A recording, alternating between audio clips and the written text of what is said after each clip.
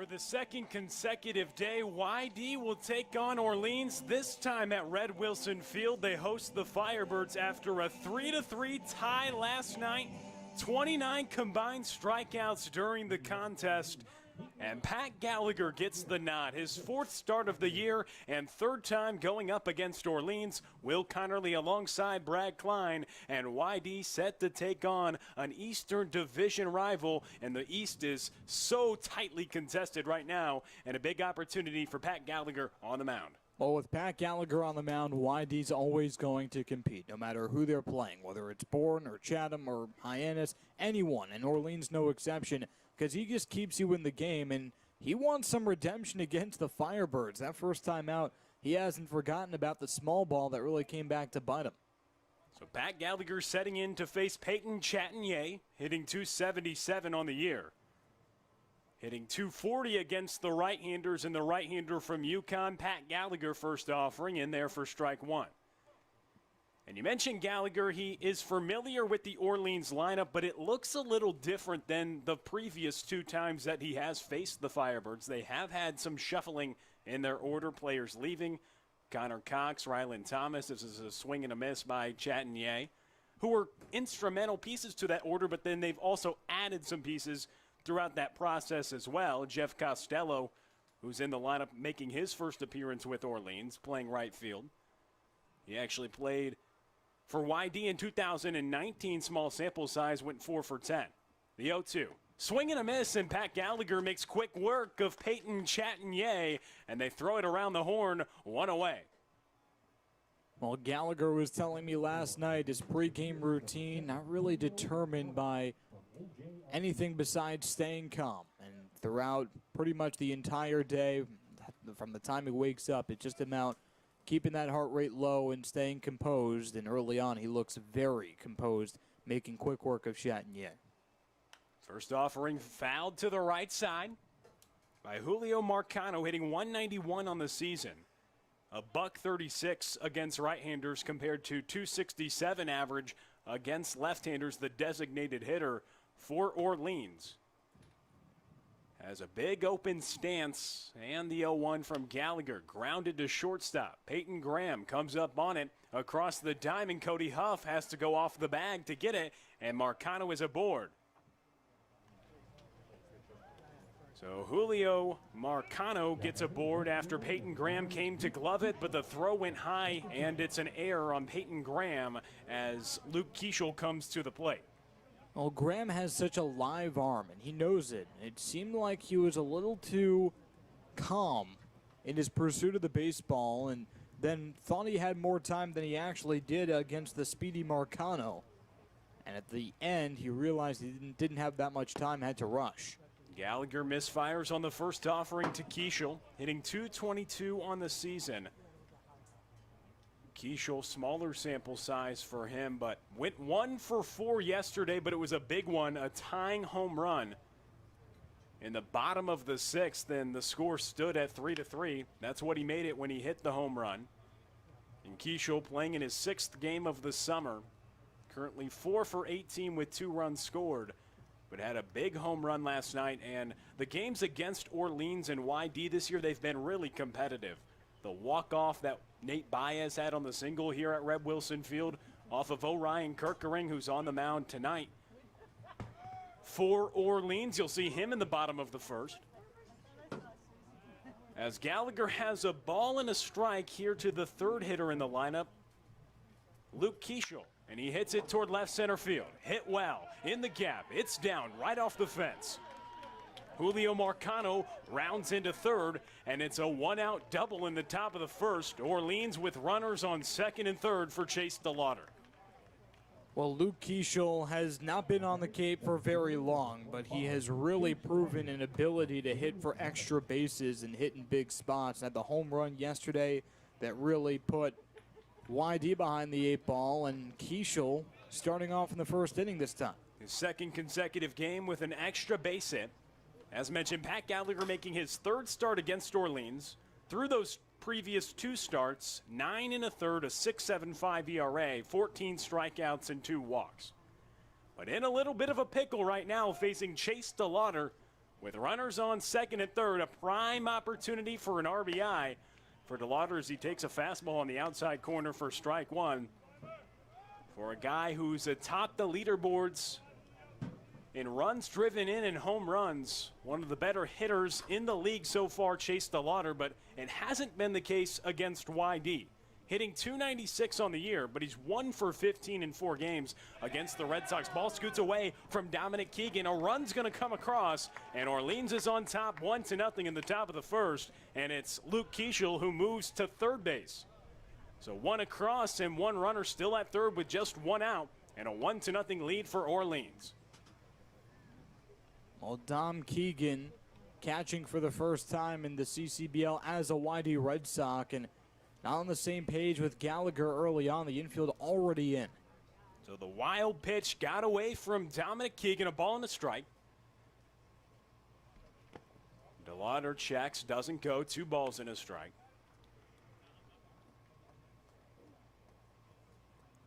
DeLauder, he's cooled off a little bit, 4 for his last 19, hitting .211 over the past 5 games. And the coolness has been the case against the Yarmouth Dennis Red Sox, but every other team, it hasn't been the case. Pitch misses upstairs and away, 3 balls and a strike. Here against Chase DeLauder, the outstanding left-handed hitter who's playing center field today for Orleans from James Madison. And the offering. In there for strike 2, count runs full. On deck is Trey Harmon. That's a pretty nice frame by Keegan to steal that low strike on DeLauder, who can be so dangerous, especially in these spots. And the full count offering to DeLauder, misses inside. Pat Gallagher issues the walk, and DeLauder gets aboard. First baseman number 49, Trey Harmon of Stetson. Gallagher so far on the season, he has 1 win, no losses, a 5.02 ERA. Through 3 starts, making his 4th start of the season. And 3rd against Orleans. He picked up a win against Hyannis in a 5 innings, 1 earned run, and 11 strikeouts, no walks. He struck out 19 guys and had no walks through his first 2 starts. In his most recent outing on the 11th against Orleans, he went 4 1/3, surrendered 2 earned runs, 6 strikeouts, and 2 walks. First pitch, a strike taken by Trey Harmon, who's 4 for 12 on the season on a 3-game hit streak. And hitting with runners on the corners, top of the first, 1 out. Gallagher, the righty who was in the rotation at Connecticut. Pitch misses outside, has some really good stuff. YD has won in all 3 of his starts. And he picked up the victory 1 time at Hyannis, making his 3rd start here at Red Wilson Field. Somebody who's a formidable starter in this rotation, along with Luis Ramirez. Pitch misses low, 2 balls and a strike here to Trey Harmon. A 3-3 tie last night. And the long ball got the best of YD. They surrendered 2 home runs. They've allowed 7 home runs over the past 3 games and lead the league in home runs allowed, the 2-1. Check swing, he did go around, and now 2 balls and 2 strikes as Trey Harmon, he thought about going for that fastball, but ended up going around. Go, Pat.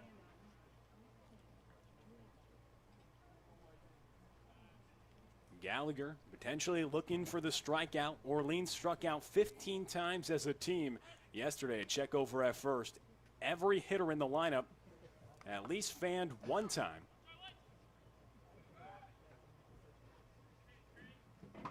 Including 6 strikeouts from the first and second hitter in the order.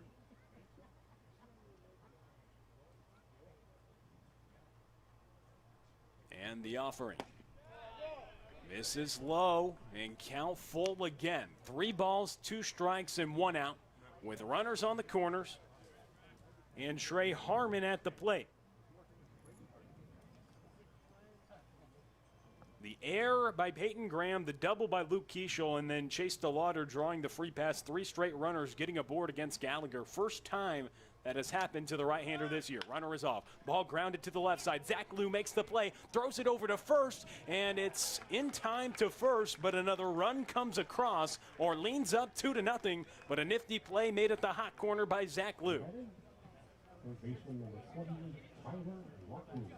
Well, Liu, nifty play, yes, and a clutch play as well, because to keep that ball in the infield, that keeps DeLauder at second base. He was going to get to third if it got through. And now you're looking at another runner on base. That's more stress for Gallagher if it gets through to left field. So DeLauder on second after the ground out. Tyler Locklear to the plate.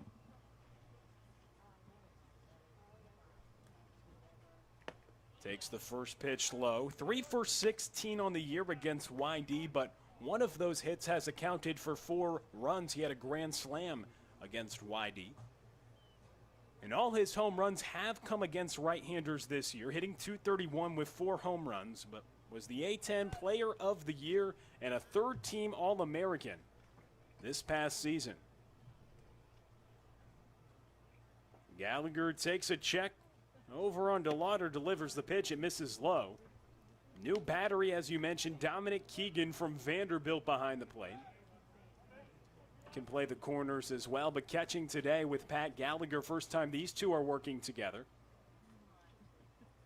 2 balls, no strikes to Tyler Locklear. Locklear 1 for 4 yesterday with a run scored. And the offering misses low. And the VCU slugger in a 3-ball, no strike count with 2 outs. Chase DeLauder on second. Orleans up by 2 runs in the top of the first. An air double and then walk, along with an RBI ground out, brought in the 2 runs.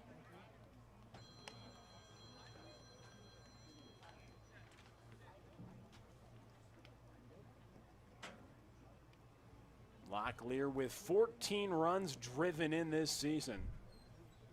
Through 19 games with 15 hits. Hitting .231. 22 strikeouts to 5 walks at the plate as well. The 3-1 from Gallagher. Chopped away, left side foul. Count full again for the 3rd consecutive hitter.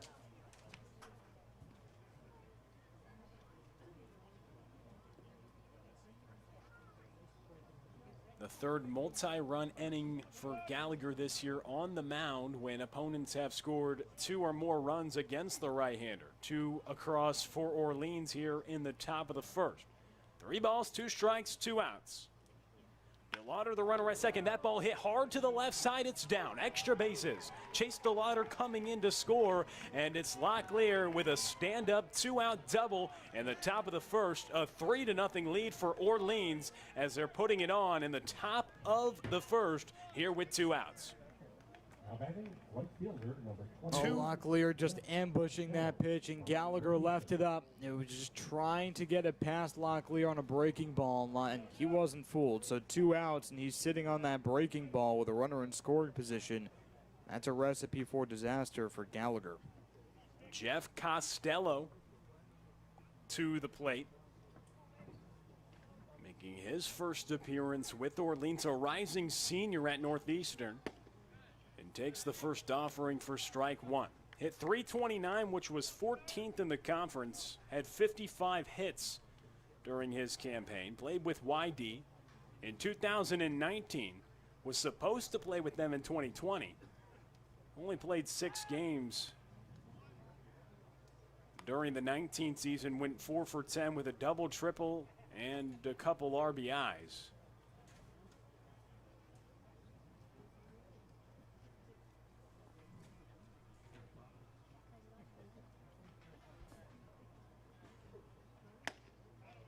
Pitch high to Costello in his first at-bat on Cape this summer, and hitting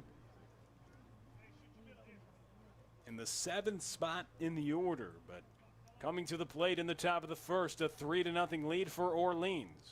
Gallagher trying to get out of this frame. Breaking ball, hit hard left side. Going back on it is Tanner Smith. He's under it, and he's able to make the play in left field. Well, 3 runs come across to score on 2 hits, 1 left on, and a 3-0 lead for Orleans in the middle of the first. Send it to the bottom frame next on the YD Red Sox Baseball Network.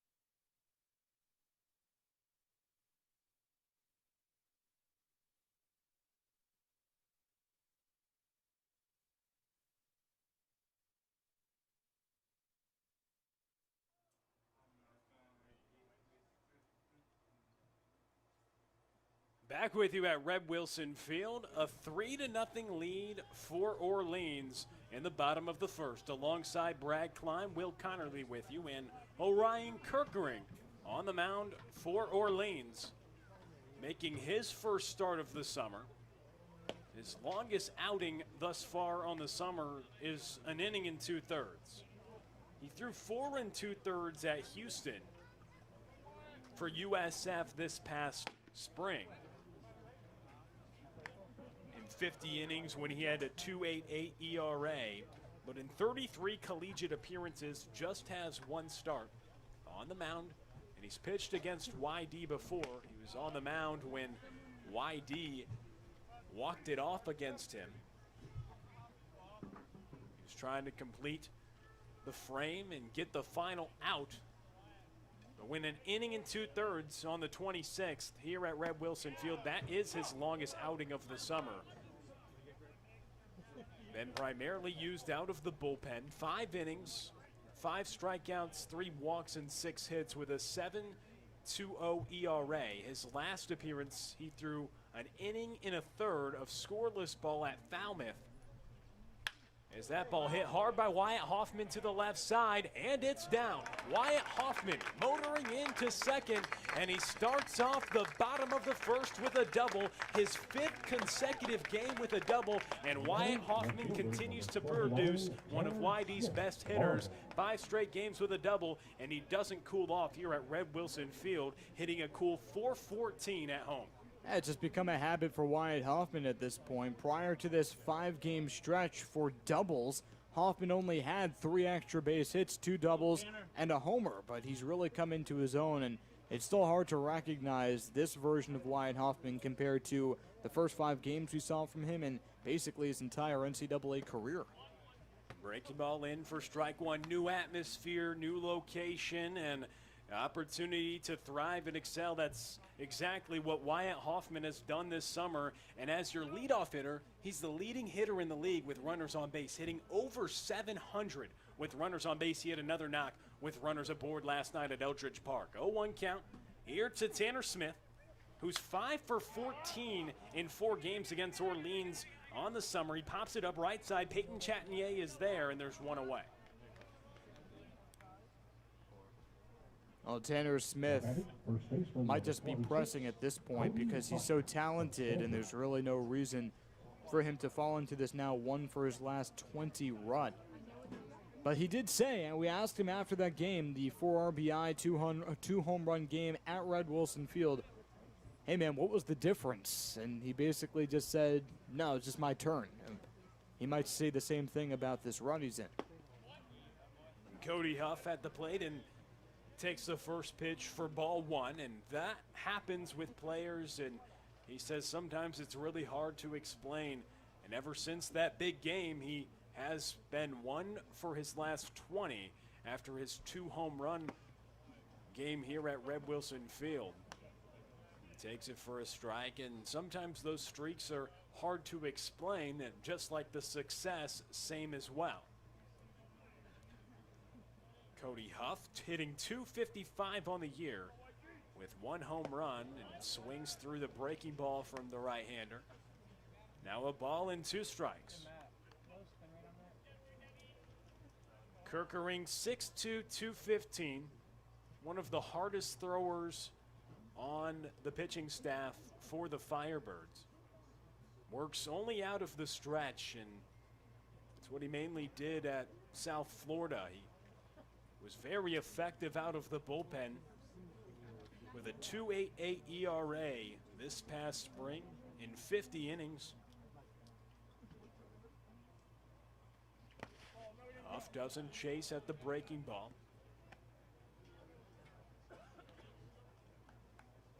And he was a big-time bullpen guy for a South Florida team that went to the Super Regional.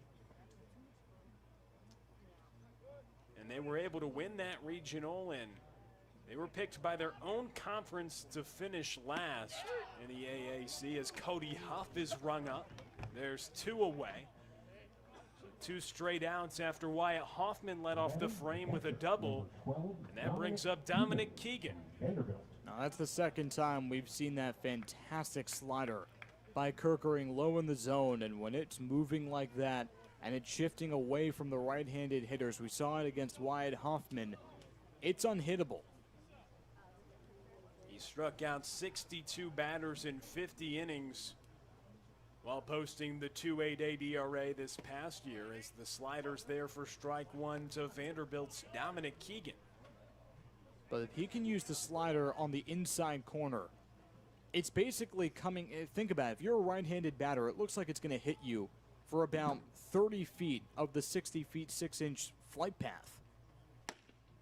What are you supposed to do with that? That's an unhittable pitch. And also couple that with a fastball that well exceeds 90 miles per hour. Kerkering a very effective arm, and you wonder how long he can go. He hasn't gotten more than 5 outs this summer in a single appearance, but he has 3 in the first and works around the leadoff double after Keegan flies out to center field. And after 1, it's a 3-0 lead for Orleans. We send it to the second on the YD Red Sox Baseball Network. 50-50.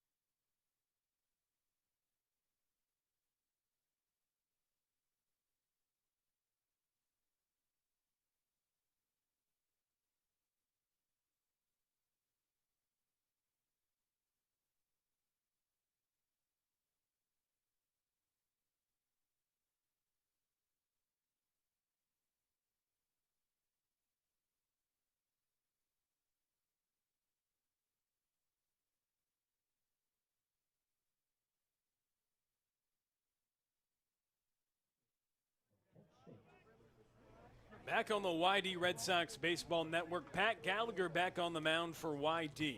Through 29 pitches in the top of the first when Orleans scored 3 runs. Gallagher surrendered a double to Luke Keeschel and a double to Tyler Locklear. And the first pitch, a strike to Justin Mickness, who's hitting 182 on the season, 0 for his last 11, and over the past 7 games, he's 2 for his last 18 at the plate. Ball hit left side foul, nothing into the count. It seems like the home plate umpire, Tyler Bullock, really likes the low strike tonight, which is fine as long as it's consistent, and it has been so far. Saw a lot of the low strikes from the slider from Kerkering, and Gallagher got a low strike call on his first pitch here in the second. The 0-2. Left side to Lou, backhand play, throws it across the diamond, not able to be scooped out. It gets behind the first baseman, Cody Huff. And it's Mickness who will advance to second base after the wild throw. Well, Cody Huff has not been playing first base for very long. In high school, he was playing catcher, he was playing shortstop, second, center. He was not playing first base, and he's certainly not playing much first base at Stanford. So now it's Pickler asking Cody Huff, hey, we want to keep your bat in the lineup. Can you play first base? And he's not going to say no. But remember, he's not a first baseman. So Zach Lou can't be expecting him to make the right play and come off the bag when the throw is wide to the left. Cody Huff thinking he can make the stretch. He can't. So an error on Zach Lou and Mickness on second base. Bunt shown, then pulled back by David Marcano. Hit a home run against YD yesterday from NJIT. With a runner on second, nobody out. Pat Gallagher had to work around an error. In the first, it was Peyton Graham. A wild pitch, a runner came around to score, a ground out along Luke Keeschel double. As it's grounded to the right side, Wyatt Hoffman gathers, throws over to first, and Mickness advances to third with 1 away for the top of the order. That's a nice piece of hitting by Mickness, knowing there's already a runner on second base. Or excuse me, Marcano knowing there's already a runner on second base and moving him over with a ground ball to the right side, taking the slider where it's thrown. Able to advance a runner 90 feet. And now Peyton Chatinier up at the plate. Chatinier 0 for 4 with 3 strikeouts yesterday against YD as the ball is blocked by Keegan. Trying to be a wall back there. A wild pitch scooted away from him, got back to the backstop, which allowed Julio Marcano to score in the first. And with that error in the first, Gallagher did surrender 3 runs, none of which were earned, though. You got the strikeout to Chatinier, and then Marcano, Julio Marcano, that is, reached on an error. Then Keeschel had a double, DeLauder walked, Harmon grounded out. And by that point in the frame, when the error is made, you count it hypothetically as an out when you try to determine if it's going to be an earned run or not. The frame would have been ended with no runs allowed if that play would have been made, which is why no earned runs charged to the right-hander. But despite YD trailing 3-0 and now a 3-0 count to Peyton Chatinier, Orleans' leadoff hitter. This is low and outside, and Pat Gallagher surrenders his second free pass. And trying to work around a walk in an air just like he tried to do in the first when he threw 29 pitches. Julio Marcano to the plate. He was the one who grounded it to Peyton Graham, and the error was committed.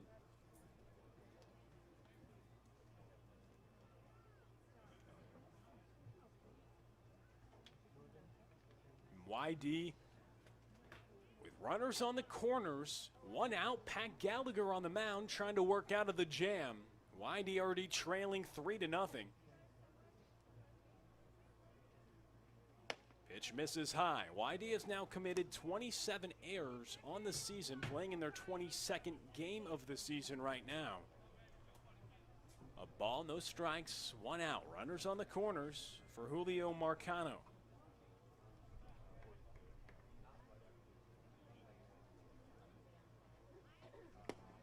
Takes a strike, a ball and a strike. Marcano hitting 191 on the year. And the average even lower against the right-handers as Gallagher comes set. Check swing. Did not go around. And now YD starting to have some preliminary action in their bullpen, with Gallagher working in the top of the second. Runners on first and third with one out. Orleans leading by 3 runs, and they're looking to add on more as YD's middle infield's in double play depth. Keegan not able to grab that one initially, drops out of the glove, picks it up. It's called for a ball either way, and now 3 balls and a strike. The runner at third is Justin Mickness. The runner at first is Peyton Chatagnier, who drew the walk. Mickness reached on an error by Zach Liu, which was a tough play, and that ball hit a mile to the left side foul. So the count is full. Well, on the previous pitch, Chatagnier was faking the steal, and a lot of the people watching at home might wonder what's the point of that. Well, Peyton Graham, mid-pitch, is hearing everyone gasp around the ballpark and hearing his infielders scream, "Runner, runner, runner." It makes him think twice about what he's throwing. Check over at first to Peyton Chatagnier.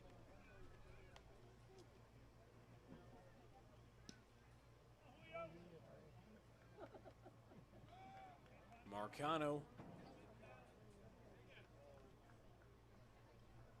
up at the plate with a full count.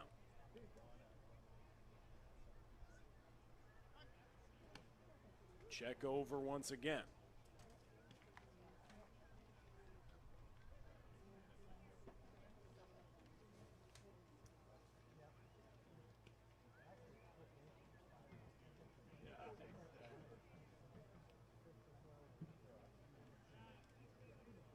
Marcano had a double yesterday in the 3-3 tie at Eldridge Park, and he draws a free pass. Back-to-back walks issued by Pat Gallagher. And now the bases are loaded with one out for Luke Keeschel, who doubled in his first at-bat and hit a game-tying home run yesterday. And Keeschel hitting with the bases juiced. And just one out, Orleans already up by 3 runs in the top of the second. And Keeschel holds the lumber in the box facing off against Pat Gallagher. And if you're Gallagher, Marcano is probably the guy you wanted to go after, hitting just 136 against righties this year. Keeschel, on the other hand, he's been fantastic, and we talked so much about his extra base potential, had the double and scored a run in the first inning. This is the kind of guy who, with the bases loaded in the second inning, could just blow the game open right now. Keeschel inserted right in the middle of the order upon arriving at Orleans, and the order is the most important thing. That ball hit towards center field. There is Chase Luttrell. He throws it in. Cutoff man is Peyton Graham, and it works as a sacrifice fly to center field. A run comes across to score in the form of Justin Mickness, and it's a 4-0 lead for Orleans in the top of the second.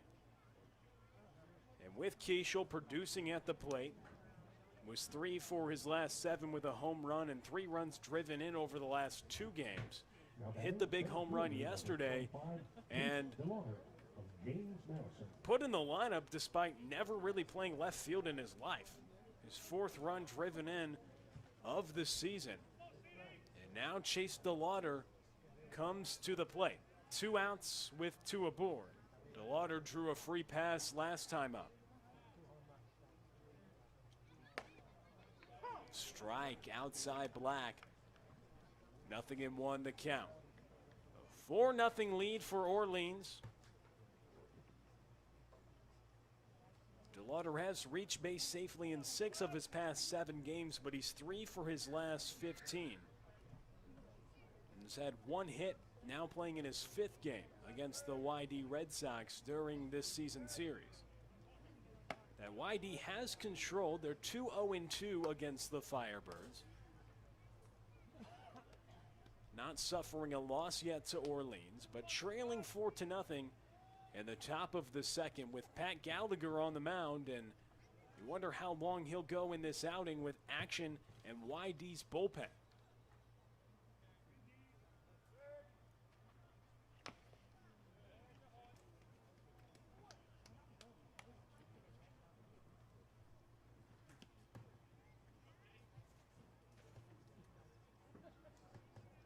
Runners on first and second, a ball and 2 strikes. Chase DeLauner hitting .296 with 6 home runs at the plate. The left-handed hitting center fielder with runners on first and second, 1 already across in this frame after Orleans scored 3 in the first. The 1-2 from Gallagher misses outside.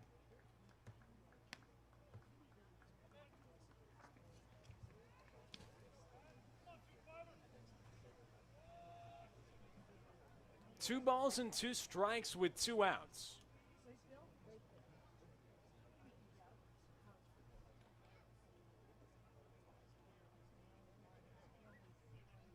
Swing and a miss, and Gallagher gets the strikeout. Not before 1 comes across. And Orleans leads 4-0. They score 1 run on no hits, but 2 left on.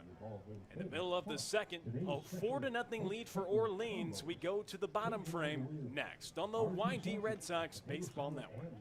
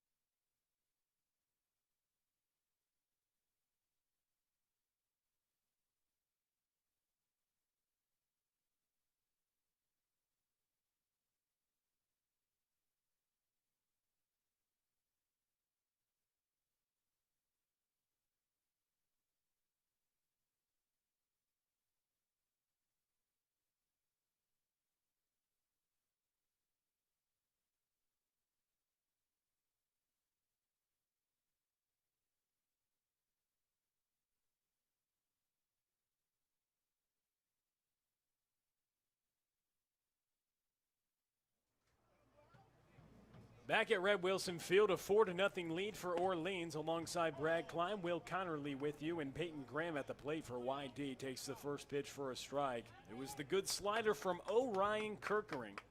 Surrendered a leadoff double to Wyatt Hoffman and then set down 3 consecutive hitters to end the first.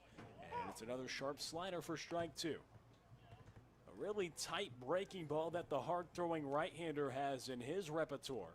And he's opted to go to it early on in this outing, but he's filled up the strike zone with it as well. The 0-2, breaking ball again, and he's rung up. 3 breaking balls in a row to Peyton Graham, and Orion Kirkering gets the strikeout. His 2nd K, both of them looking, and now Chase Luttrell comes to the plate. Peyton Graham strikeouts again, and it's not something that was really a big part of his game to start the year. Ever since he lost his confidence for whatever reason, you really can't talk about Peyton Graham without talking strikeouts. Luttrell chopped up, back to Kirkering, a flip over to first, and there's 2 quick outs. And at the plate for YD, other than the 4th inning yesterday, it was much ado about nothing other than Chase Luttrell, who had the triple, which in fact scored 3 runs on the play. He had 2 runs driven in, then he came around to score. And that play was responsible for all 3 runs throughout the ball game. And they tied 3-3, but Luttrell chops it back over to Kirkering, and he's retired. So 4 pitches in, and the right-hander gets 2 outs in the bottom of the 2nd. And the first offering misses against Crew Robinson. the junior college All-American who's headed to San Diego. From southern Idaho, he had an outstanding season at the junior college level, garnered second-team All-American honors when he hit 400. The left-handed hitter had a home run here at Red Wilson Field in the late innings against Bourne. YD had 2 firsts in that last frame against Bourne last time they were home, but YD was trailing 8-1 until the 9th when they scored 4 runs. Crew Robinson and Drew Bowser. Robinson is struck out, and Orion Kirkering is dealing 2 scoreless and 3 Ks, and we send it to the 3rd. Next on the YD Red Sox Baseball Network.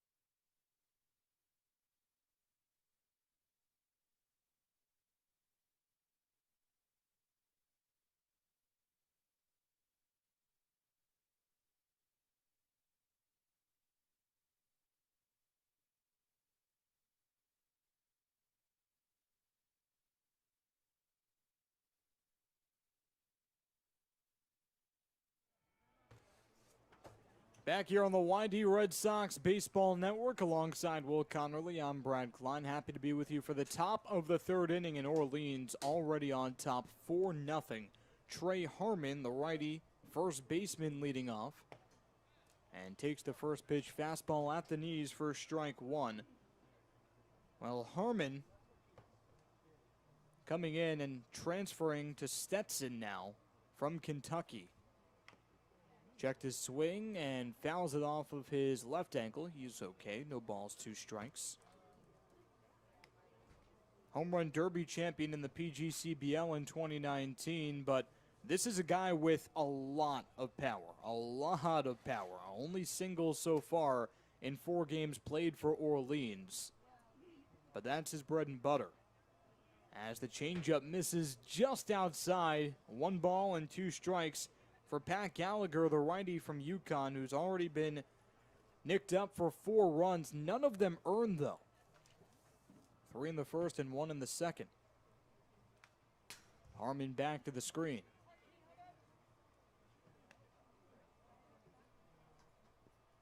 Pat Gallagher, though, he's been worked pretty hard in his first 2 innings, coming up on his 56th pitch. With no outs in the 3rd, Trey Harmon watches the breaking ball off the plate. 2 balls and 2 strikes. Now Harmon, a .274 career hitter at the collegiate level. He was the starting first baseman for the Wildcats in the SEC for a while. Ended up losing his job. Strikeouts are one of the reasons, and he struck out there for out number 1. Third baseman, number 28, Tyler Locklear. So for Gallagher, that's his 3rd strikeout of the day, and Tyler Locklear, a 3rd-team All-American, A-10 Player of the Year, settles into the box with 1 out in the top of the 3rd inning. Fastball on the outside corner to Locklear. Rising sophomore at VCU, hit .345 in 2021 for the Rams, and doubled in the first inning. Fouled out of play to the right side. And, Will, there's always a lot of buzz around a Gallagher start, mainly because of the potential that so many YD Red Sox fans think of and see when he takes the bump. It still really hasn't come to all together, with the exception of the Hyannis Harbor Hawks start. And the critics would argue, well, who's not going to pitch well against Hyannis right now? They cannot hit a beach ball. YD struck out 19 Harbor Hawks in that game alone. Ross Dunn was responsible for 8 of them, Pat Gallagher 11. And the 1-2. Fastball to the lower portion of the plate. And that one is smacked to deep right field. Chasing back is Robinson. He makes the catch at the fence for out number 2. That just kept on carrying and carrying off the bat of Tyler Locklear. And that was similar to the swing that Locklear put on the bat last night in the 9th. Kind of scared us because Locklear was thinking he could potentially have had that walk-off, and he puts it to a shorter portion right field here at Red Wilson Field, but back at the track still. I was talking to Chase Luttrell, who was playing right field for that 9th inning, and he told me that during the day, that's a home run. It's a home run by about 10 feet, but the humidity and the night, slight gust of wind, it just caught the baseball at the apex and dropped it. And Gallagher quickly ahead of Costello, no balls and 2 strikes. Jeff Costello, the former YD Red Sox, was 4 for 10 in limited action for YD in 2019 and just gets a piece of the baseball, and Keegan, the catcher, who falls down in some pain. Dominic Keegan playing the field for the first time as a YD Red Sox, catching now, and Scott Pickler wants to take a look at his backstop. Now, Keegan is such an important piece to what the YD Red Sox can be down the road. You think about Brooks Lee potentially coming back after Team USA, no word on that, but Keegan as the 3-hitter for Vanderbilt this past year, with a chance to really put a shot in the arm of this struggling offense, and he stays in the game after a brief word with Scott Pickler. Yeah, nice to see him still be on and out there and getting behind now, catching. He provides rest for Cody Huff, exchanging in the heat of the summer every day, catching. It's hard to get behind there and catch every day against guys that you don't really know until you meet them when you get on Cape this summer and you learn their repertoire, so he can provide some more resources behind the plate along with Cody Huff. Especially important in the absence of Nate Baez. The 1-2 bounced low, 2 balls and 2 strikes. He's returned home. No surgery needed on his thumb that he hurt against Brewster. That's the good news for Baez. The bad news is he's missed out on the CCBL experience. Ground ball to third. Lou gathers and fires across the diamond in time. Signed, retired. Pat Gallagher sends Orleans down in order. 1-2-3 in the top of the 3rd, and YD down by 4, heading to the bottom of the 3rd. Right here on the YD Red Sox Baseball Network.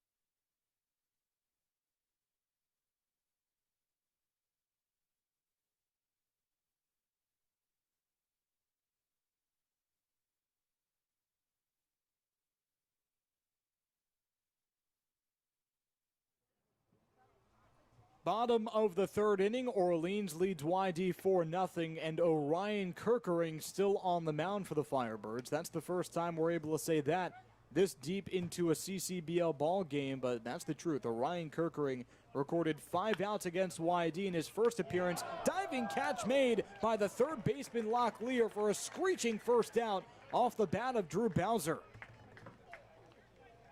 And Bowser wasn't someone who hit that super hard on a line drive. It was up in the air just for a little bit amount of time for Locklear to dive full out to his right and make the play right by the line. So Uniform going to get a little dirty there, but he gets the out for Kirkering and fully sells out to make a nice play over there. Orion Kirkering is still only allowed 1 base runner. It was the leadoff double off the bat of Wyatt Hoffman.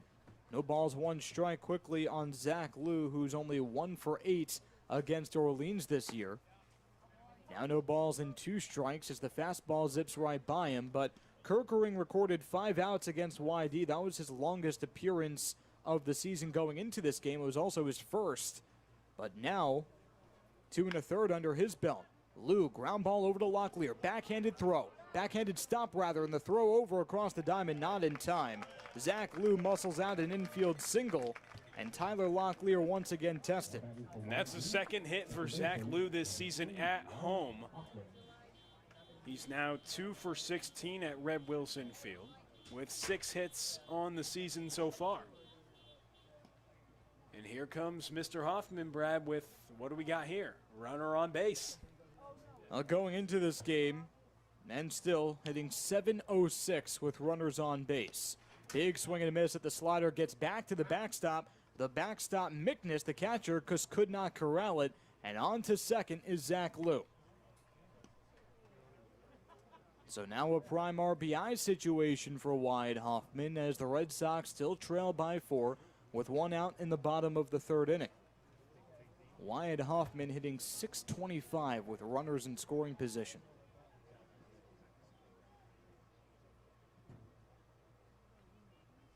Kirkering deals, and Hoffman grounds it slowly back to Kirkering. He checks back Liu, who scurries over to third anyway, and an underhand throw over to first is in time for the second out. Now batting, left fielder, number 29, Tanner Smith. 2 outs and a runner on third base for Tanner Smith, the Oregon product, who popped out to second his first time up.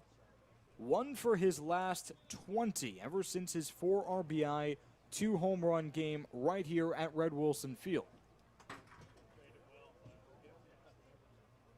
Showing bunt, it goes back to the backstop. Mickness couldn't get a glove on it. A wild pitch brings home the runner, Zach Liu, and YD is on the board, down by 3 in the bottom of the third. Fastball was never close, Will. It hit the cage in a hurry. It just got away from him. It did in that situation, and YD fortunate to get a run across there. Zach Liu with the infield single, Hoffman and Liu with good base running. Been really impressed with Liu's ability to run the bases this year. Nub to short, slowly to Marcano. On the run, the throw is in time to get the speedy Tanner Smith for the final out. 1 run, 1 infield single, and no one left on at the end of 3. YD down by 3 right here on the YD Red Sox Baseball Network.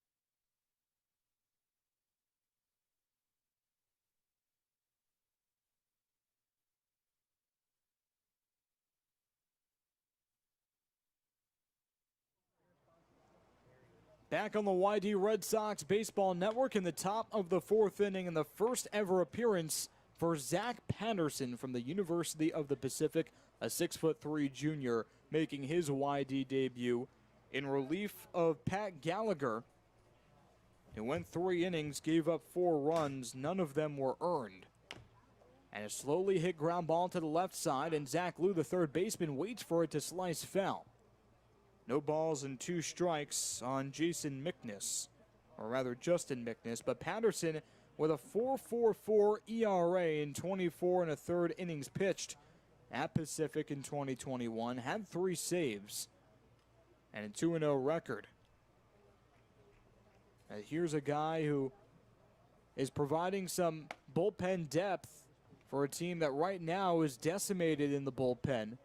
With Ross Dunn starting a couple of days ago, he's one of their elite relievers, and Sam Beck, Nolan McCarthy released today. Patterson giving YD some length could be crucial. Big swing and a miss by Mickness on the breaking ball in the dirt, drop third strike, and Keegan on to first in time, 1 away. So Zach Patterson quickly logs the strikeout, 1 out in the fourth inning for the 9-hitter David Marcano. Marcano grounded into a 4-3 fielder's choice his last time up in the second. That moved a runner over to third, and Mickness ended up scoring. Fastball on the inside corner. No balls, 1 strike.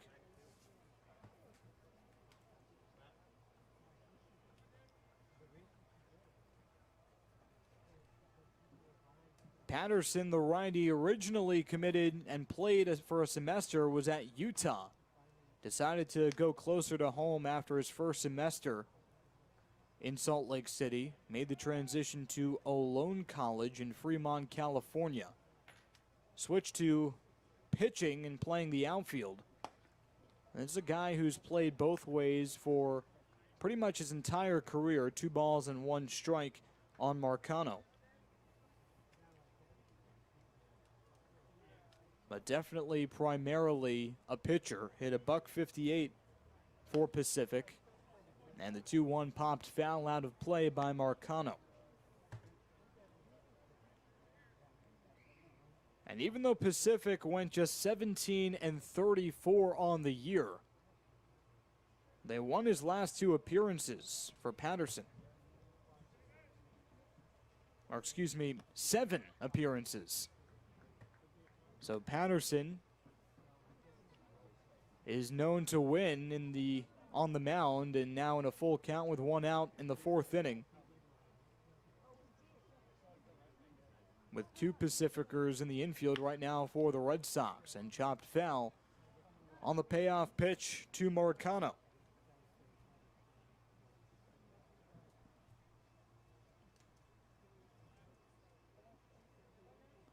So we'll do it again. Patterson not known to really go very long. Had 3 innings pitched against St. Mary's College as his longest outing this year. And strike 3 called on David Marcano. So 2 strikeouts to start off this fourth inning, and the first 2 batters for Zach Patterson in his YD career.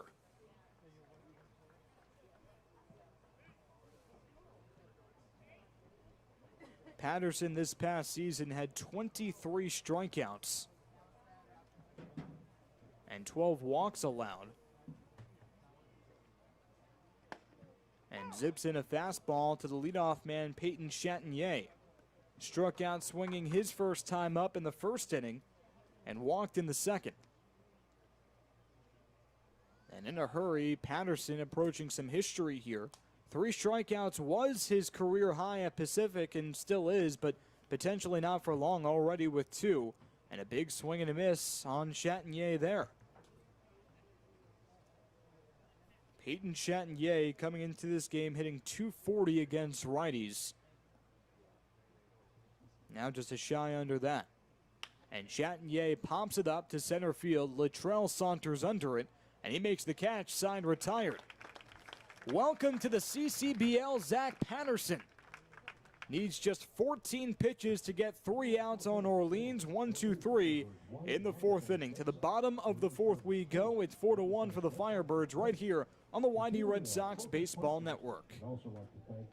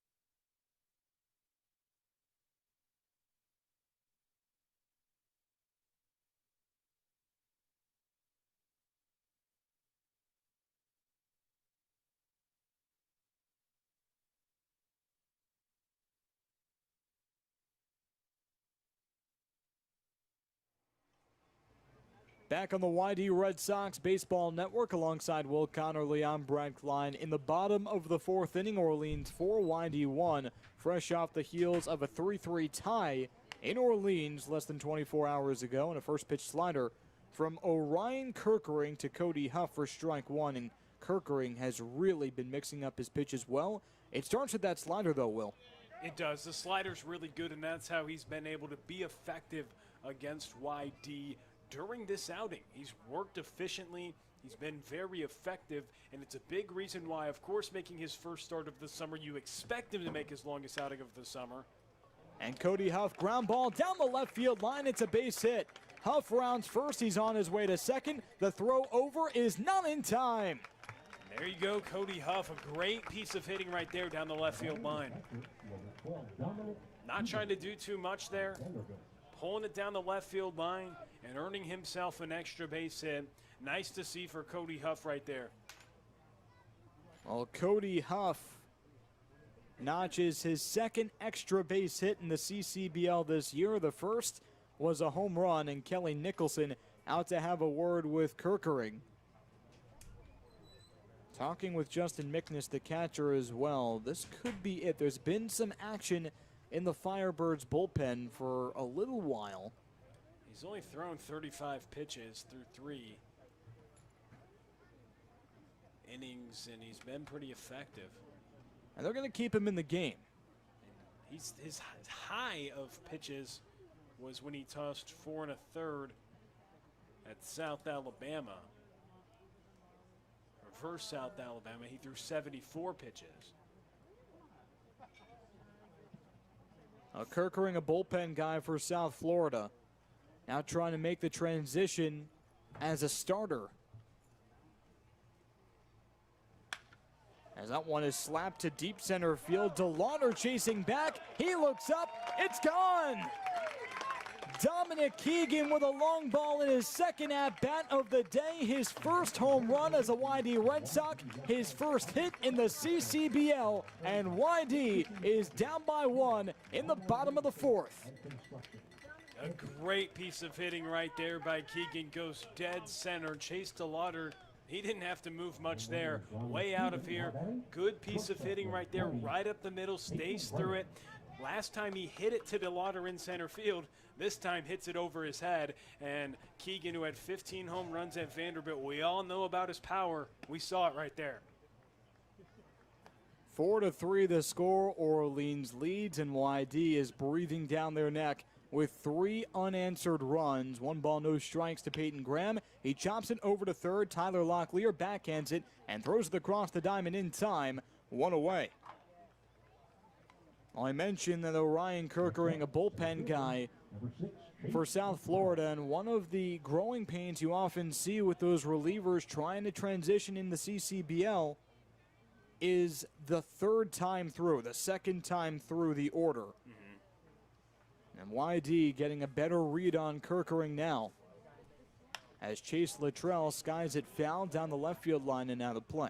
No, you're exactly right. A lot of starters, if you look across the league, the true starters, they typically will have a three-pitch mix. A lot of relievers, though, they've got the fastball slider mix, and working through a lineup a second, third time can get more difficult just with two pitches. But you look at a lot of the starters in even YD's rotation. A lot of change-ups, and then the back end are the hard-throwing fastballs and sliders, and that is the primary difference, is the ability to throw three pitches for strikes. That can help you go much deeper in ball games. The 0-2 to Luttrell, grounded sharply over to short, backhanded stop Marcano, on to first in time for the second out. So two ground outs since the two-run home run from Dominic Keegan, who spent some of 2019 with Orleans, was 0 for 11 and 0 for 16 in the CCBL before that two-run jack. Now Crew Robinson, it's his turn. He has a home run in the CCBL, but fewer at-bats than Keegan. A left-handed hitter transferring to UC San Diego from the JUCO ranks, was a JUCO All-American. And Kirkering sends the fastball low. 1 ball, no strikes, 2 outs, no one on. And YD down by 1. Another fastball skips low. And cool story about Robinson, didn't have any Division I offers out of high school, but went to the junior college level and just tore it up. And about Keegan's home run, Brad, I know before the game you said Dominic Keegan, second at bat. Watch out. Look what happened. I did call it. I wasn't going to say that I called it on air because no one would believe me. And no one wants to put air in your tires anyway. But so, I did yeah. call it. Okay. I said specifically his second at bat, he's going to hit a home run, and it happened. And the 3-0 on the inside corner to Crew Robinson. I mean, if there's one thing I can guarantee. And there are witnesses in the room. There are witnesses. Yeah. I'm going to go after the final out's recorded. Maybe it's Robinson, maybe it's not. He pops it foul, not on that pitch. But after the final out's recorded, I'm going to go next door. I'm going to talk to our writers, Tom and PJ, because they are the ones who I guaranteed it to. So. There you go. Call it bragging, if you will. Yeah. It's bragging. Message I'm gonna brag for your predictions. He'll get you right. Payoff pitch to Robinson. There's the slider. It's low, ball 4, a 2-out walk for Crew Robinson, and YD still going in the bottom of the 4th. Well, my predictions are only good when there's no fiscal interest. You start getting the dollars and cents in there, and I start to lose my mind, and I'm unreliable at that point. That's fair, but good predictions, and it was solid because Keegan, he was due. We all knew he could hit, and he showed with the big bomb. Crew Robinson faked the steal enough to catch the attention of Justin Mickness for a throw over, and Trey Harmon keeps it in the infield, nearly went into right field. But Drew Bowser at the plate, no balls, 1 strike for the Stanford product. And 2 outs in the bottom of the 4th inning, already 2 runs for YD in this frame. Slider again, misses low, so Kirkering now having trouble locating that slider.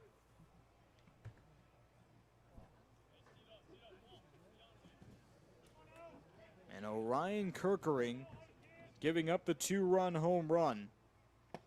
Swing and a miss induced by the breaking ball on Bowser. 1 ball, 2 strikes. Only allowed 3 home runs in 50 innings pitched for the Bulls.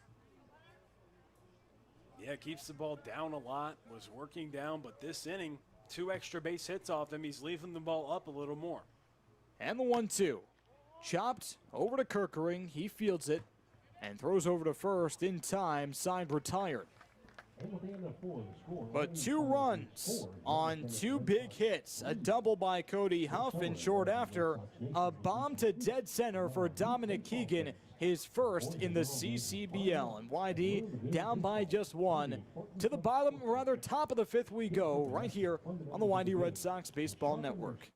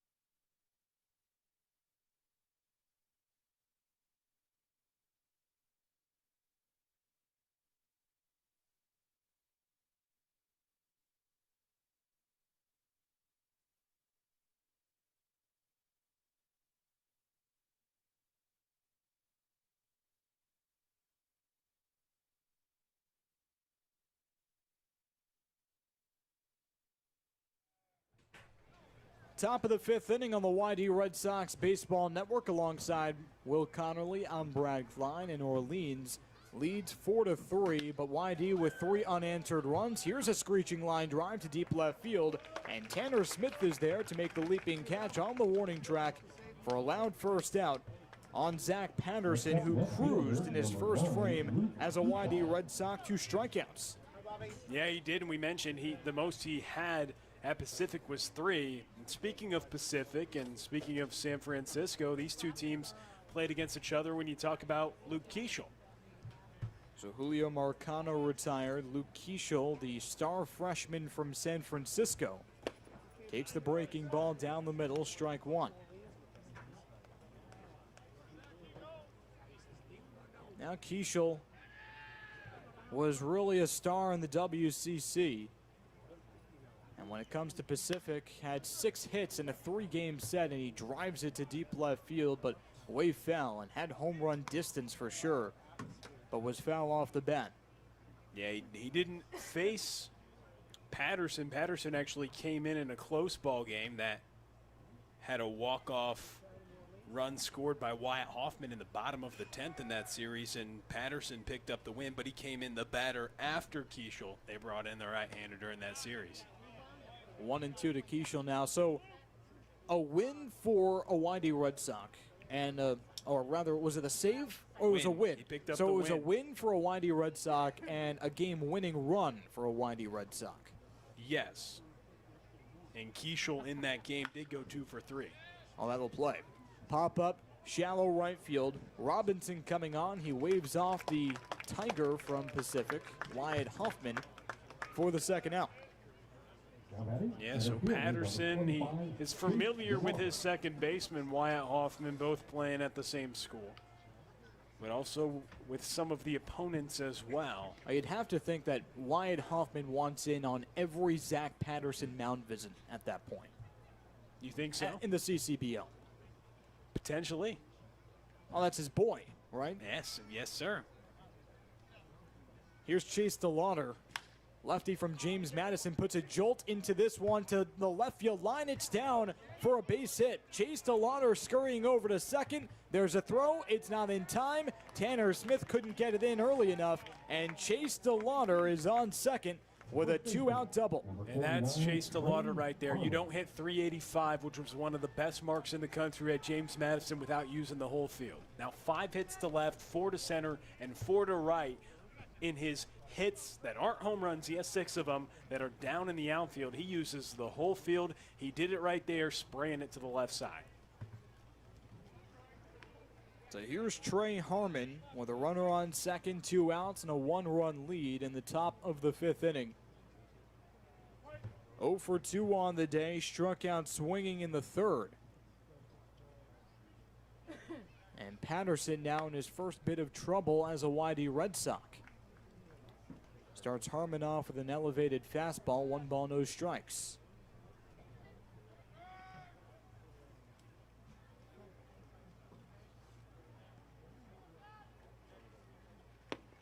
Breaking ball off the plate. Oh, the funny thing about Patterson is he didn't give up runs that often this past season. Only gave up runs in 11 different outings. Yes. And a fastball on the inside corner. He was a pretty for solid. strike 1. He was a pretty solid arm, Brad, and he had some big outings where he had a scoreless inning at San Diego, a scoreless inning at Gonzaga, and he pitched an inning against Stanford where he actually got Drew Bowser to ground out. 3 balls and 1 strike to Trey Harmon now, and only 11 different outings where he gave up a run, and one of those was a 5-run, 1-inning performance against Portland. So that really jolted up his ERA. The 3-1 popped up to the infield, actually foul ground, and Dom Keegan flips the mask. It's out of play. That Portland game was really the only time that Zach Patterson looked especially hittable. Other than that, His season high was 2 runs allowed in his final appearance of the season against Pepperdine. Payoff pitch, fastball misses low, ball 4. Back-to-back base runners allowed by Zach Patterson, a double off the bat of Chase DeLauder, and a 2-out walk for Trey Harmon puts runners on first and second for Tyler Locklear. Yeah, and about Patterson, he's faced a lot of players throughout this league, had 2 outings against Long Beach State. His center fielder, Chase Luttrell, pitched against BYU, where Reed McLaughlin is out, one of the better relievers in the league right now. Of course, Stanford in San Francisco, like we mentioned. And a line drive down the third base line, just foul. Zach Liu couldn't get a glove on it, and it was about 12 inches to the left of the left field line. So no balls and a dangerous strike to Tyler Locklear. And the right-hander did have 12 walks and 24 and a third compared to 23 strikeouts. After surrendering the walk to Trey Harmon, he's going to try to work around it.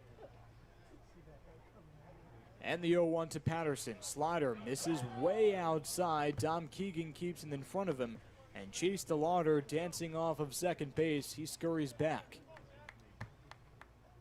1 ball, 1 strike. 2 outs, runners on first and second. Top of the 5th inning. Orleans 4, YD 3. Zach Patterson came on in relief of Pat Gallagher, who went 3 innings, gave up 4 runs, none of them earned. And the breaking ball smacked to deep center field. Chase Luttrell on the track. He leaps. It's out of here. A 3-run home run for Tyler Locklear puts Orleans up 7-3 in the top of the 5th. Locklear had the grand slam against YD earlier in the year, and he hurts the Red Sox there with a 3-run home run.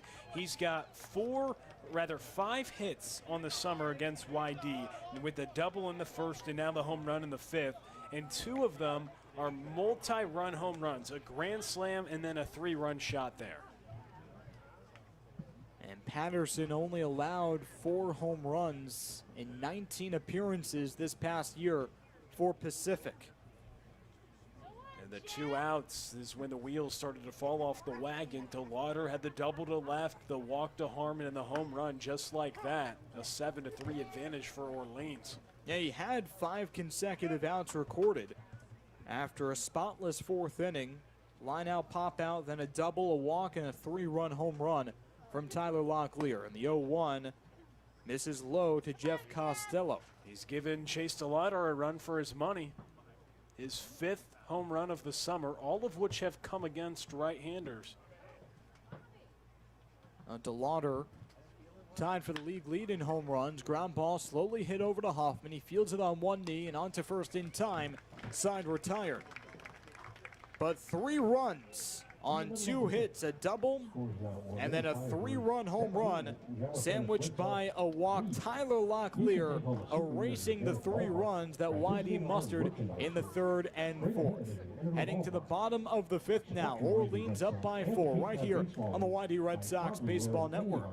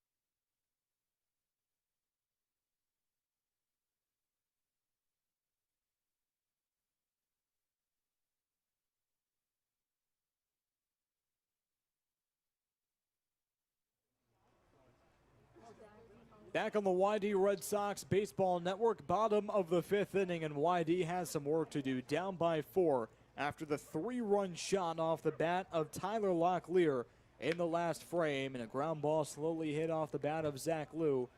On the first pitch from Orion Kerkering, the star righty from USF, who's really come on and done pretty well, settling down in the 5th inning, or rather trying to settle down in the 5th inning after giving up a run in the 3rd and 2 in the 4th. And Liu grounds the slider over to short. David Marcano gathers and rifles across the diamond in time, 1 away. But Kerkering already has reached his watermark and then some. And this is the 2nd straight day that a New Orleans pitcher has gone a season long. Zach Morris, the lefty from Arkansas, went 5 2/3 last night after not getting more than 4 outs in 6 previous appearances. So Orleans not afraid to stretch out their pitchers, and Morris did a really good job saving the bullpen last night. And if Kerkering does get in trouble, no trouble here. A pop-up, slowly and shallowly hit to right field, and on to make the running catch is Jeff Costello. That was actually hit in no man's land, the Bermuda Triangle between the center fielder DeLauder, the right fielder Costello, and the second baseman Chatagnier. But Costello, coming from right field, took charge. 2 gone in the bottom of the 5th inning now, and YD still down by 4. YD, who hits better at home, hits better against right-handers, trying to have their work cut out for him, but a lefty warming up in the bullpen. But Kerkering still has plenty left in the tank, it seems like, still throwing hard and sharp. Did have the blemishes last frame, but 2 quick outs in the 5th makes you wonder how long he can go. 2 outs and a first pitch slider to Tanner Smith. Orion Kerkering finds the zone there, and actually 1 ball, 1 strike to Tanner Smith now. First pitch missed on the lefty from Oregon. And the 1-1 popped foul out of play. Well, you know me. You know my favorite pitching stat is strike-to-ball ratio. And Kerkering is coming up now on his 57th pitch. He's thrown 42 strikes. 73% strikes. That is very good for a starting pitcher, especially someone who primarily works out of the bullpen.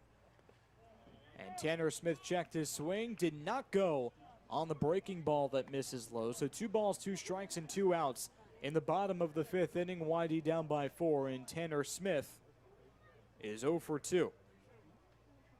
I mean, he hasn't even reached 60 pitches yet, and he's working with 2 outs in the 5th.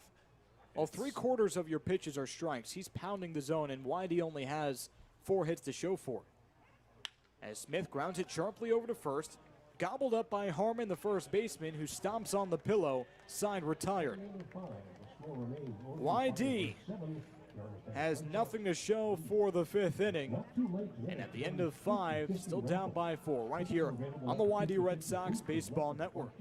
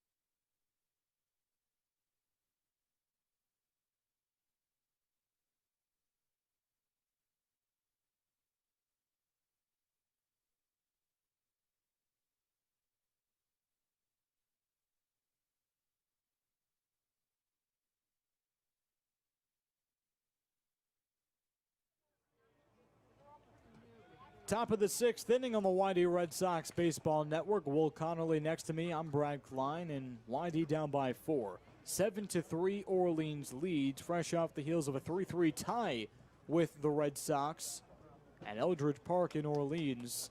Zach Patterson making his YD debut and his CCBL debut. And now working in his 3rd inning, the righty from the University of the Pacific deals a slowly hit ground ball, actually ruled foul, off the shin guard of Justin Mickness, the catcher.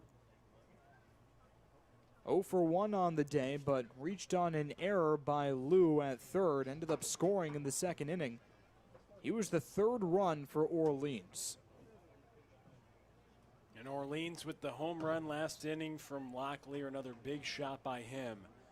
Trying to propel Orleans, who hasn't yet beat YD yet in 4 previous outings. But YD giving up the long ball has been a problem. 8 home runs allowed in the last 4 games and a league-leading 27 home runs allowed now on the season. Correction, Mickness was the 4th run in the 2nd inning. And a 1-1 pitch looked like it might have missed outside. Gallagher nicked the outside corner, though. 1 ball, 2 strikes to Justin Mickness. And Mickness watches the fastball just outside, maybe a little low. Patterson at St. Mary's went 3 innings. Now working in his 3rd. The 3 innings was his career long, so you wonder how long he can go. Fastball popped foul and out of play. Well, maybe YD's just trying to take a page out of the Orleans playbook and stretch out your relievers to a point where they can give you some serious career-breaking record length.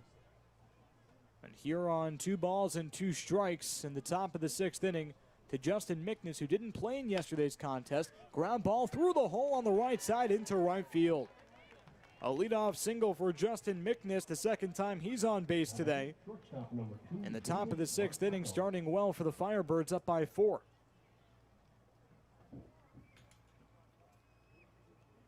Now 4 of the past 5 batters faced against Patterson have reached base.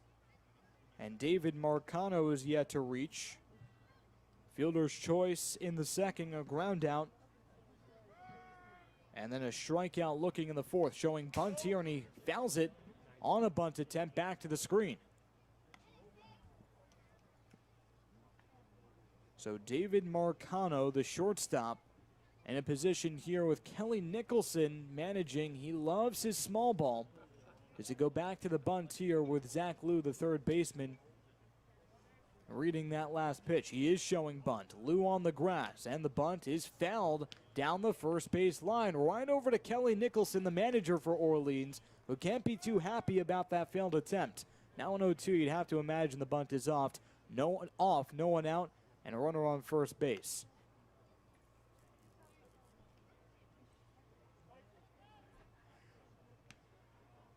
Infield at double play depth, but Marcano runs very well. And the breaking ball bounced low and away. Keegan blocks it nicely, 1-2. Mickness with that single. He was previously 2 for his past 20 and hadn't had a hit in his last 13 at-bats, but leading off this frame with a single. Fastball misses low and inside. 2 balls and 2 strikes to David Marcano from NJIT.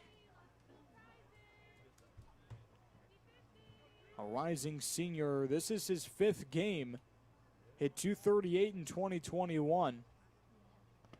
Breaking ball misses low. A late steal, and Keegan's throw not in time. Justin Mickness, the catcher, kicks it into 5th gear on his way to 2nd. And now it's a runner on 2nd for David Marcano and a full count.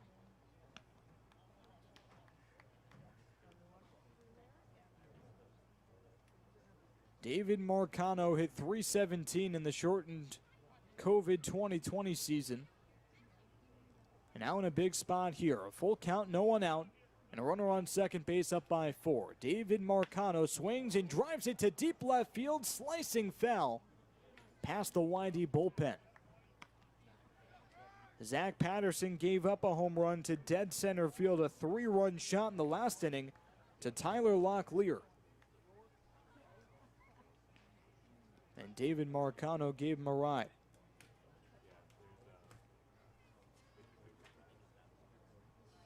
Marcano had a home run yesterday as well. And Zach Patterson called for a balk. Tyler Bullock, the home plate umpire, points his right finger and awards third base for Orleans. Justin Mickness is now on third with still no one out. Zach Patterson had a spotless fourth inning with 2 strikeouts. Got 2 quick outs in the 5th inning. Since then, it's been nothing but trouble. And a fastball gets Marcano swinging for a huge first out. Now batting the DH. The infield was pinched in, waiting for a ground ball, was going to go home, but not needed. The 3rd strikeout of the day for Patterson. That ties his career high as an NCAA pitcher.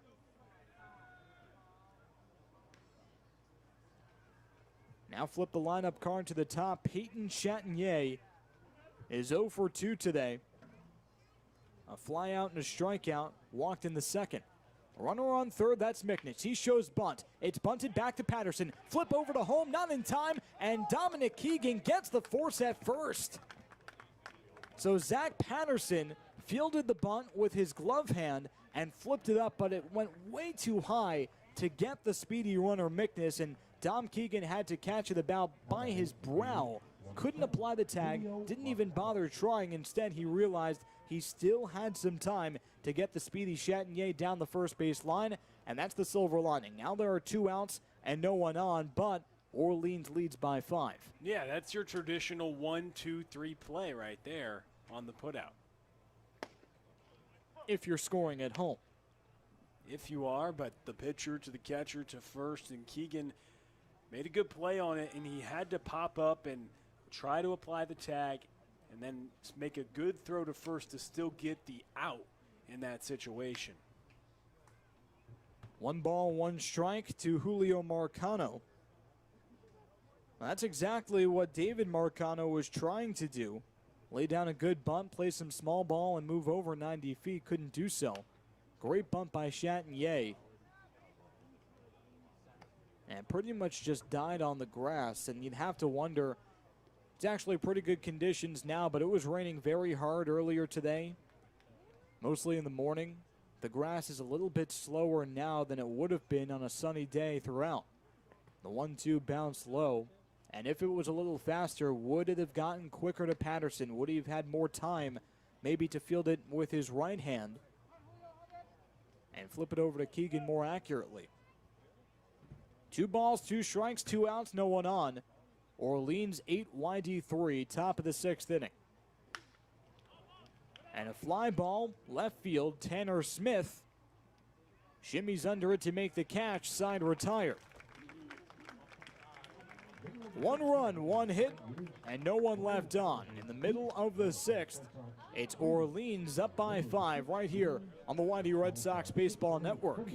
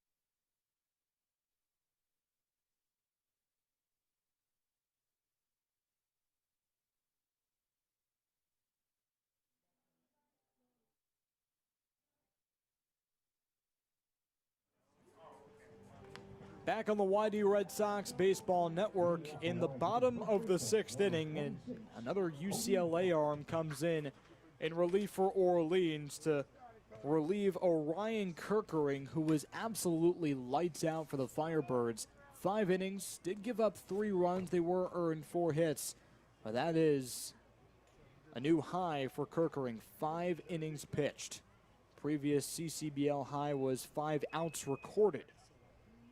But when I say that the UCLA arm is on the mound for Orleans, that should send a cold chill down the spine of all the YD Red Sox fans watching at home, Will, because Max Rajic pitched yesterday, and he pitched pretty well. The righty from UCLA. As a fastball is in there for strike 1 on Cody Huff. But Jake Somm, he was fantastic against YD on June 27th in a scoreless tie. 3 1/3 at Eldridge Park. No runs, 2 hits. And Cody Huff drives it to deep left field, and under it is Keishel to make the catch with 2 hands for the first down. Yeah, Somm was really able to shut down YD in that scoreless tie at Eldridge Park. He went 3 1/3 though, and in that game, YD wasn't able to get anything off him. And this is his 9th appearance of the summer. He's been getting a lot of work for Kelly Nicholson. Now, YD typically, when they see a pitcher the second time over, meaning the second appearance against, they average about a half run more per 9 innings on that same arm. Dominic Keegan, 1 ball, no strikes. He homered his last time up. His first hit in the CCBL was 0 for 11 in 2019 as a Firebird, and started off 0 for 4 as a Red Sox. And then went 0 for 5 as a Red Sox with an 0 for 1 start today. And the 1-1 to Keegan. Flied out to right field, down the line. Costello is under it to make the catch for out number 2. And Keegan going back to the dugout, this time not after hitting a home run, but when he did go back to the dugout, I heard they gave him the silent treatment after the home run when he went in there in his first hit in the Cape Cod League. And then they gave him a congratulations, of course, and it was a nice way to see him provide some offense for YD and be a big part of this roster as they go down the stretch and try to make the playoffs. 2 outs, no one on for Peyton Graham. YD down by 5. I will say the silent treatment is a bold move for the rest of the team to give Dominic Keegan. And this is summer ball. Most of these guys don't know each other very well, if at all. And well, just momentarily. of course. But if you're in a club for a very long time and you know the guys, and silent treatment is facetious, but and Dom Keegan walking back to the dugout thinking, man, do these guys just not care? No, he knows. He knows? He knows. At least How would you feel about the silent treatment if you just hit a home run? I'd feel good. I'd have 1 HR tally on the stat line. That'd be nice. 3 balls and no strikes to Peyton Graham.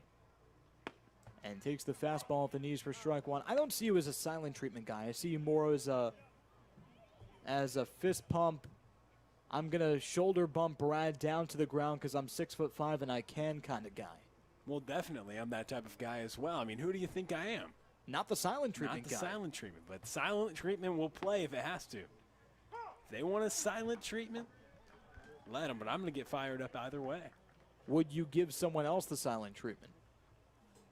For sure, but I'd probably be one of the first ones to congratulate them as well after they broke the So silence. the willpower not really there. Right. Payoff pitch to Graham, chopped up the middle. Could be a tough play for the second baseman, Chatinier, and it is. Bobbled right over his glove on a weird carom, and Peyton Graham is on first base. A 2-out base runner for YD. And something is interesting about the way Kelly Nicholson deploys pitchers against YD. You saw it last night with the lefty Morris, who went 5 2/3, and after not going more than 2 innings. Same thing with Orion Kirkering, not going more than 2 innings this summer, then going 5 tonight. So back-to-back days of guys getting extended. And last time, Psalm went 3 1/3. That's his longest appearance of the summer to this date as well. On June 27th, he hasn't gotten more than 5 outs in appearance other than the 3 1/3 he threw against YD. They do rule Peyton Graham's ground ball a single. So Graham is on first base with a 2-out single. Chase Luttrell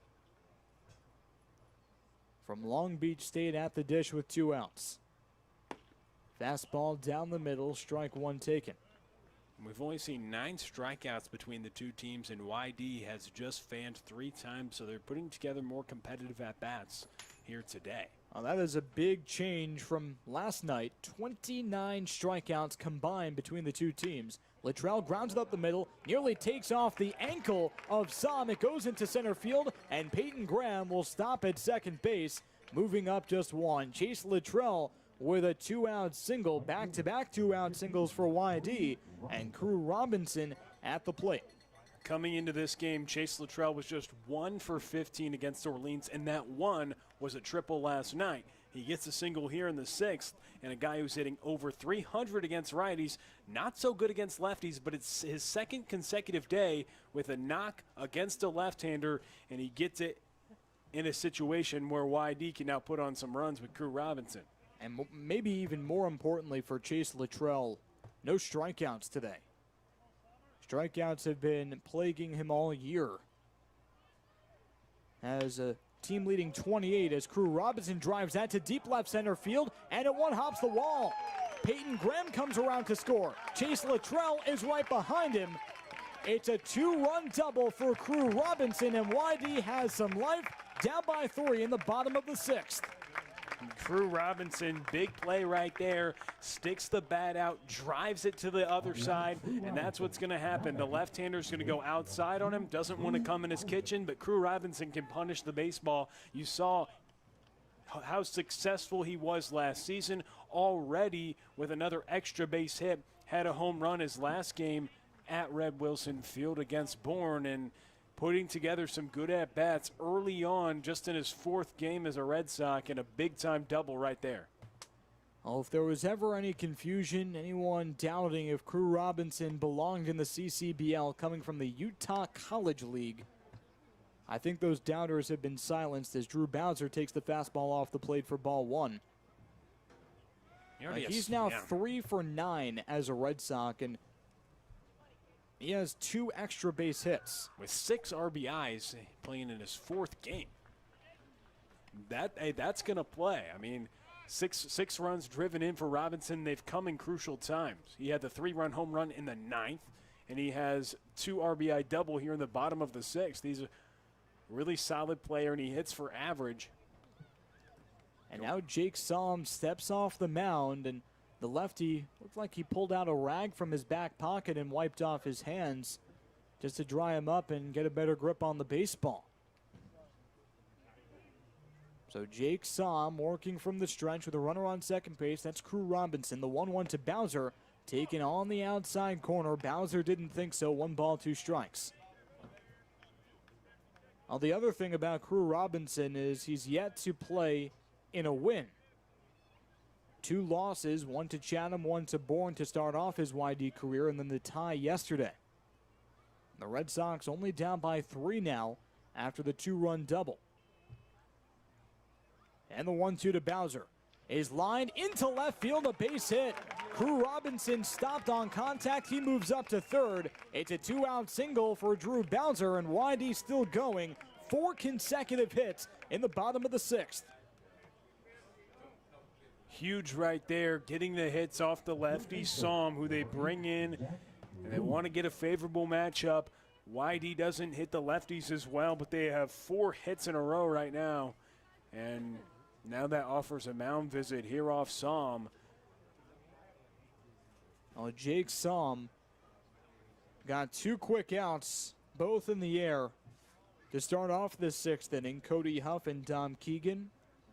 And then a weak infield single off the bat of Peyton Graham, with a weird carom over second base over the mid of Chatinier into center field. A hard ground ball by Chase Luttrell put runners on first and second. Crew Robinson drove them home with a 2-run double. And now Robinson's on third base thanks to the single by Drew Bowser.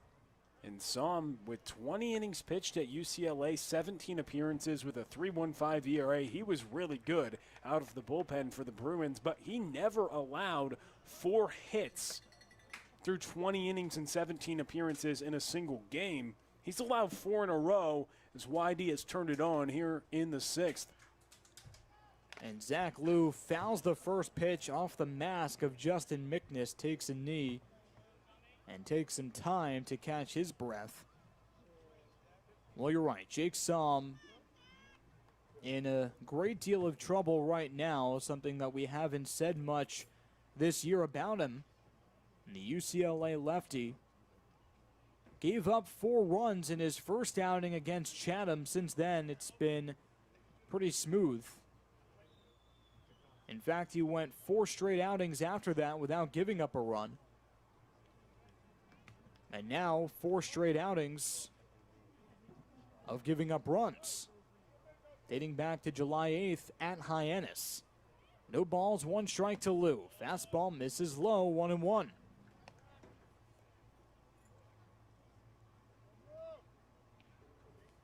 If Liu can keep the line moving, it would be the top of the order next, Wyatt Hoffman. And Wyatt Hoffman with runners on base, you know what that means. And the 1-1 to Liu misses way low, and a one-handed stop in the dirt by Justin Mickness. Remember, the 6th run of the day for YD is only 90 feet away with Crew Robinson on his toes. That was a dangerous stop for Mickness. And Liu's probably going to get something to hit here. 2 balls and a strike. Robinson on third, Bowser on first, 2 outs. And Liu grounds it foul back to the screen. Looked like a breaking ball off the plate. He couldn't resist. Yeah, it was tailing away as the left-hander with the arm side run. It looked like the changeup was tailing away from Liu.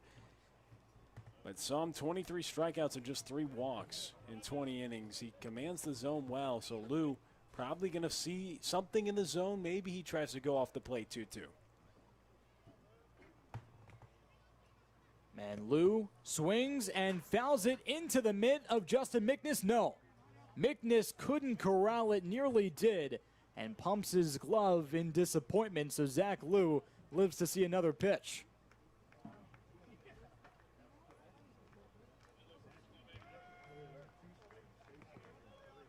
Four straight hits for YD has given them 2 runs and potentially counting. Can Zach Liu keep the line moving? The 2-2 from Somm. Flied foul down the right field line. Zach Liu had an infield single in the 3rd inning. He's 1 for 2 on the day. 2 hits in 10 at-bats against the Firebirds this year. Infield is shaded up the middle. There's a big hole on the right side of the infield with Trey Harmon holding on Bowser at first. And the 2-2 again. Fouled off. Zach Liu staying alive.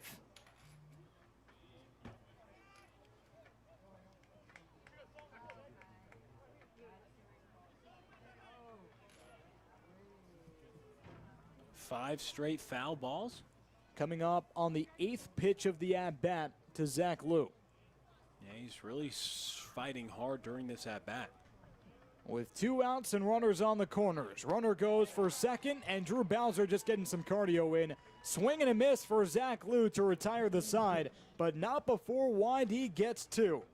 On 4 hits and 2 left on. At the end of 6, Orleans up by 3. Right here on the YD Red Sox Baseball Network.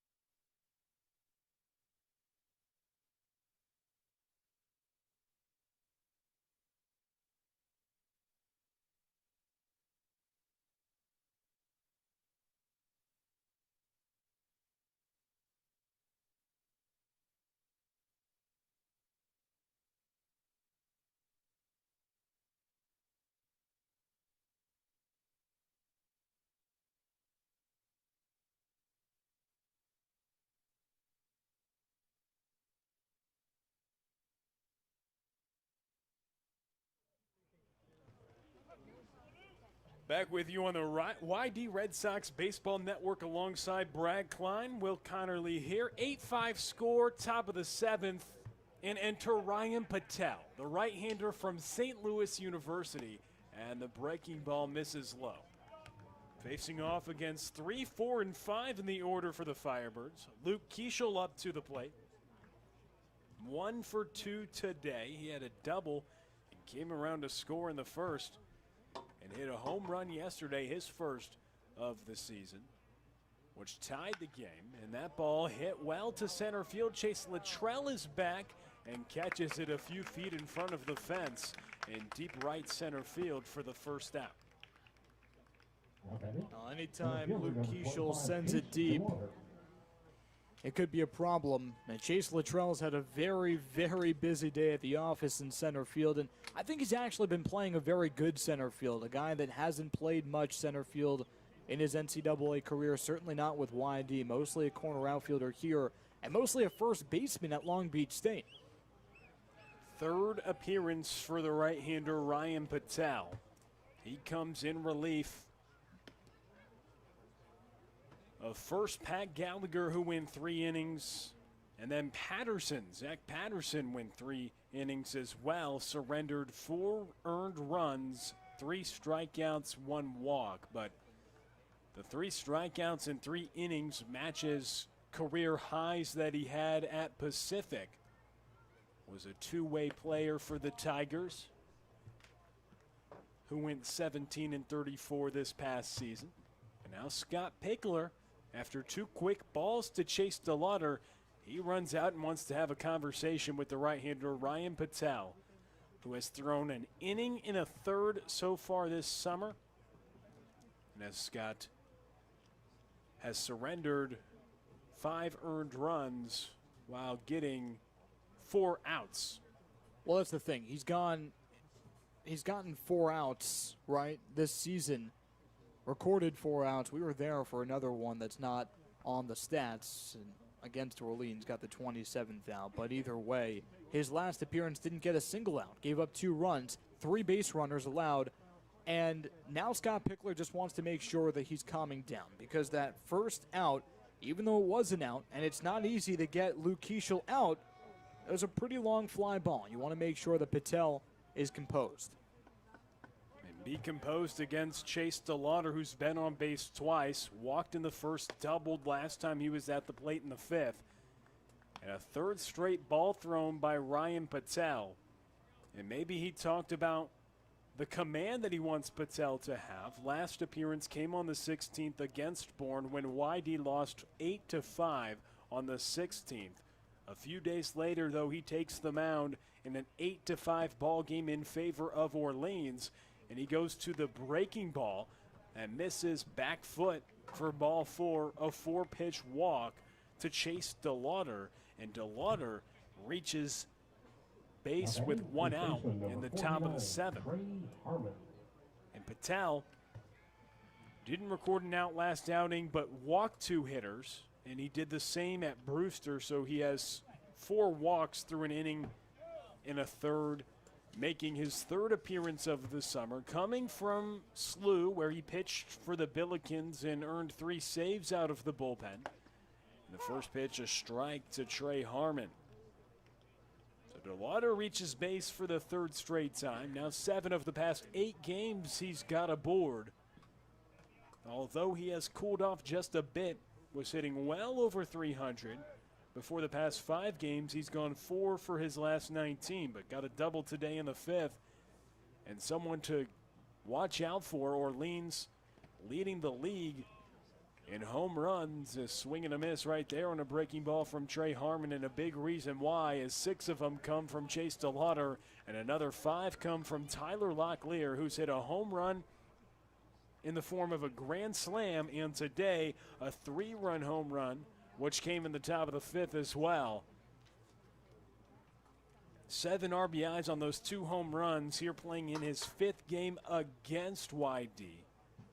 Locklear, no stranger to the home run, though, had 16 for VCU this past season. But Orleans has some firepower in the Firebirds lineup for sure, with the pop that they have, and you were looking back in the archives, they haven't had a guy to pace the league in a very long time. Dusty archives. Dusty. Needed some tissues after with my asthma, too. It got a little messy there. 1-2 up and in, but you found out that I found it. Orleans hasn't had a player to lead the league, right? Not in this century. Not in this century. But they could so far this year. It's going to be an interesting home run leaderboard race. It's going to be a home run chase on the team alone. Tyler Locklear is going to give DeLauder a run for his money for sure. 2 balls, 2 strikes with 1 out. Grounded away to the left side. And before the summer started, when you saw Jace Young on the roster, over 20 home runs at Texas Tech, Big 12 Player of the Year. They had Jace Young, the Big 12 Player of the Year, and Tyler Locklear, the A-10 Player of the Year. And that is where, okay, these are where the home runs are going to come from. Chase DeLauder really wasn't one of those names. Yeah, he was going to be one of their better hitters. He only had 6 home runs at James Madison, but he has 6 so far this summer. Well, it's a lot like YD in that you anticipate, you go into the summer anticipating one guy to be your key guy, your star player. Jace Young didn't play very well when he was here, and now he's not here. YD is getting a big boost from an unlikely hero, too, in Wyatt Hoffman. You could have made the argument going into the season that Wyatt Hoffman would be the weakest link offensively that YD had to offer, and now he's one of the best hitters in the league. Yeah, it's a great story about Wyatt Hoffman. He's really excelled for YD under the direction of Hall of Fame manager Scott Pickler.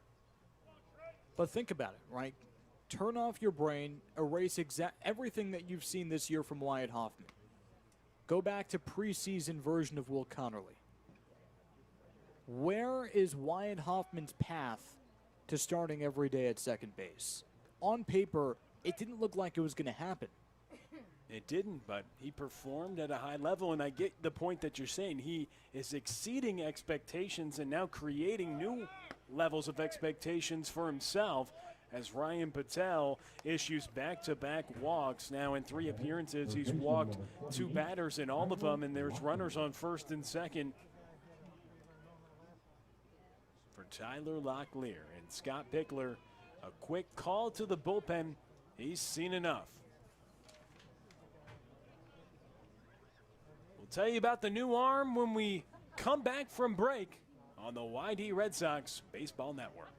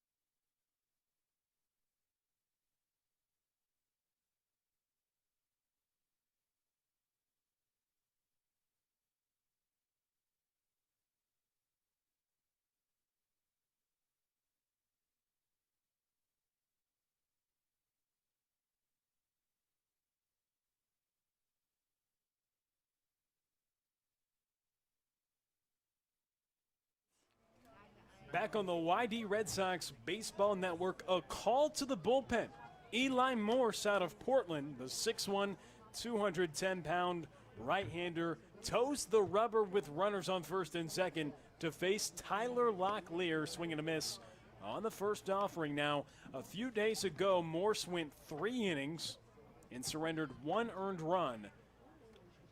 Had 1 strikeout, 1 walk, and over the 3 innings, he just surrendered 1 hit. And so he was effective in that outing, but facing Tyler Locklear with a couple runners on base. Locklear 2 for 3 with a double and a 3-run home run, which came in the 5th. A tall task, so they go to the bullpen, and Morse, the right-hander, working here with Dominic Keegan, calling the signals behind the plate. Runners on first and second, DeLauder and Harmon, who both walked back-to-back at-bats, and that's what yanked Ryan Patel from the game.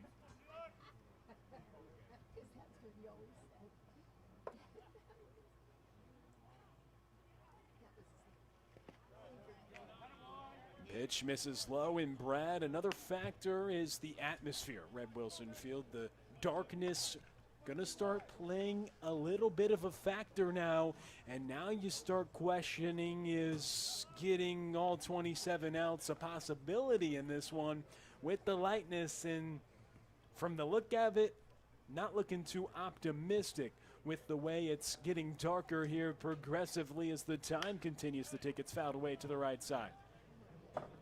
Patel finishes his outing with 2 walks, and through 3 outings has surrendered 6 free passes while recording 6 outs on the summer. But Morse, he's looked pretty effective in his outing against Bourne, and it's important to note the opponent when you talk about Bourne. They've by far been the best team on Cape, and they've had one of the better starts this league has seen.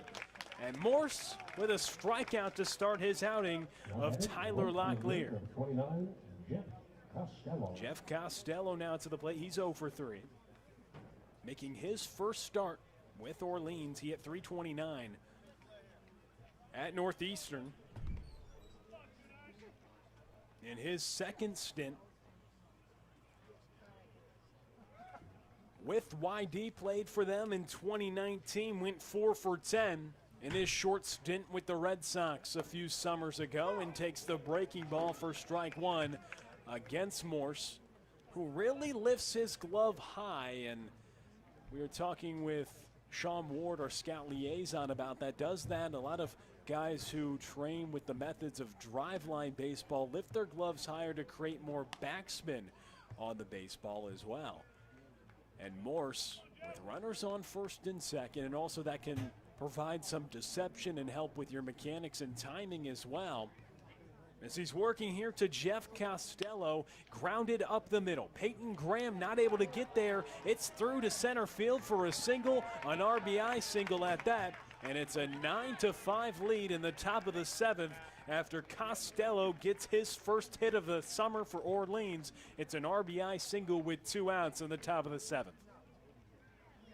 That's a nice piece of hitting, and Eli Morse coming in, not fooling anyone with that deceptive look and that deceptive delivery. And Tyler Locklear continues to hit. Number 16, Justin. Or excuse me, Jeff Costello.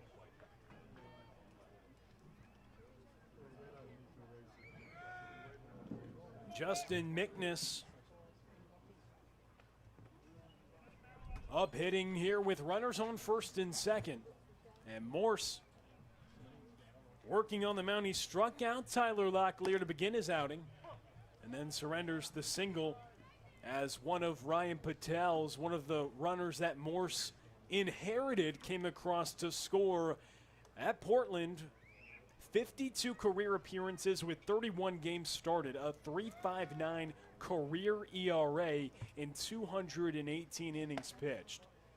Throughout his career, he's thrown 2,732 pitches for the Pilots.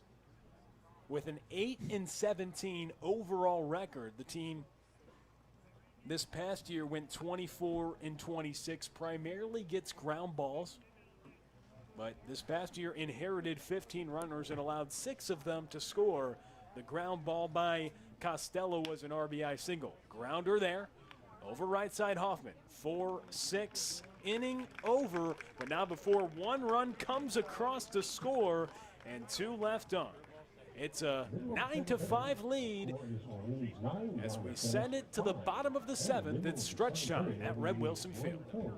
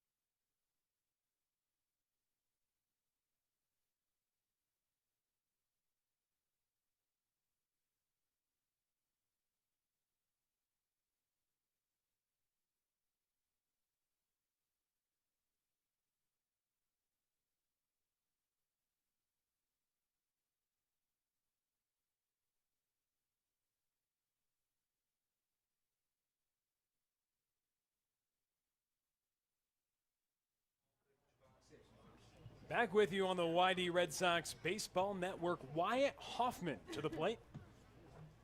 And the first, he hit a double, and it was his 5th consecutive game with a double. He's currently the 5th leading hitter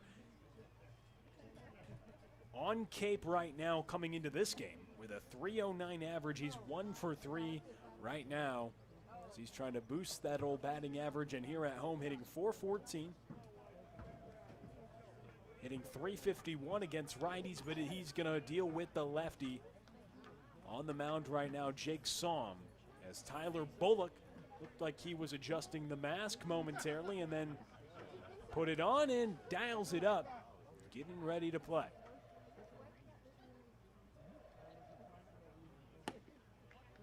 First pitch misses upstairs to Wyatt Hoffman, bottom of the 7th.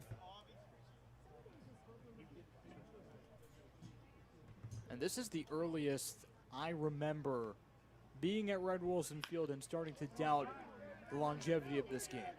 6, not 3 though. Wyatt Hoffman able to get aboard as the throw was wide from David Marcano, and YD has a leadoff base runner in the bottom of the 7th. Down by 4 runs, base runners what they need. Tanner Smith to the plate.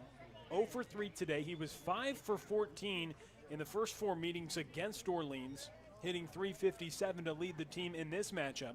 But since his 2 home run game, he's 1 for his last 22 at the plate. 0 for 3 today, 14 for 61 on the season, hitting .229 to begin the day, with 2 home runs and 10 runs driven in, and the 2 bombs came in the same game. Jake Somm out of the bullpen, the lefty working, trying to work around the leadoff base runner after Wyatt Hoffman was able to get aboard after the air from the shortstop David Marcano. The throw went wide and Trey Harmon wasn't able to get it.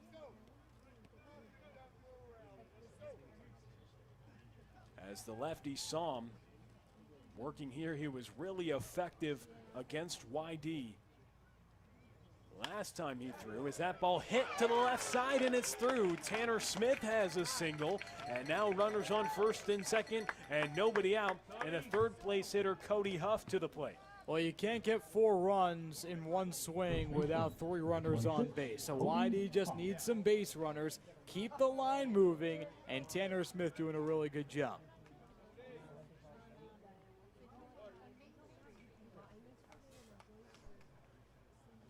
Now a conference on the mound. Kelly Nicholson called to the pen.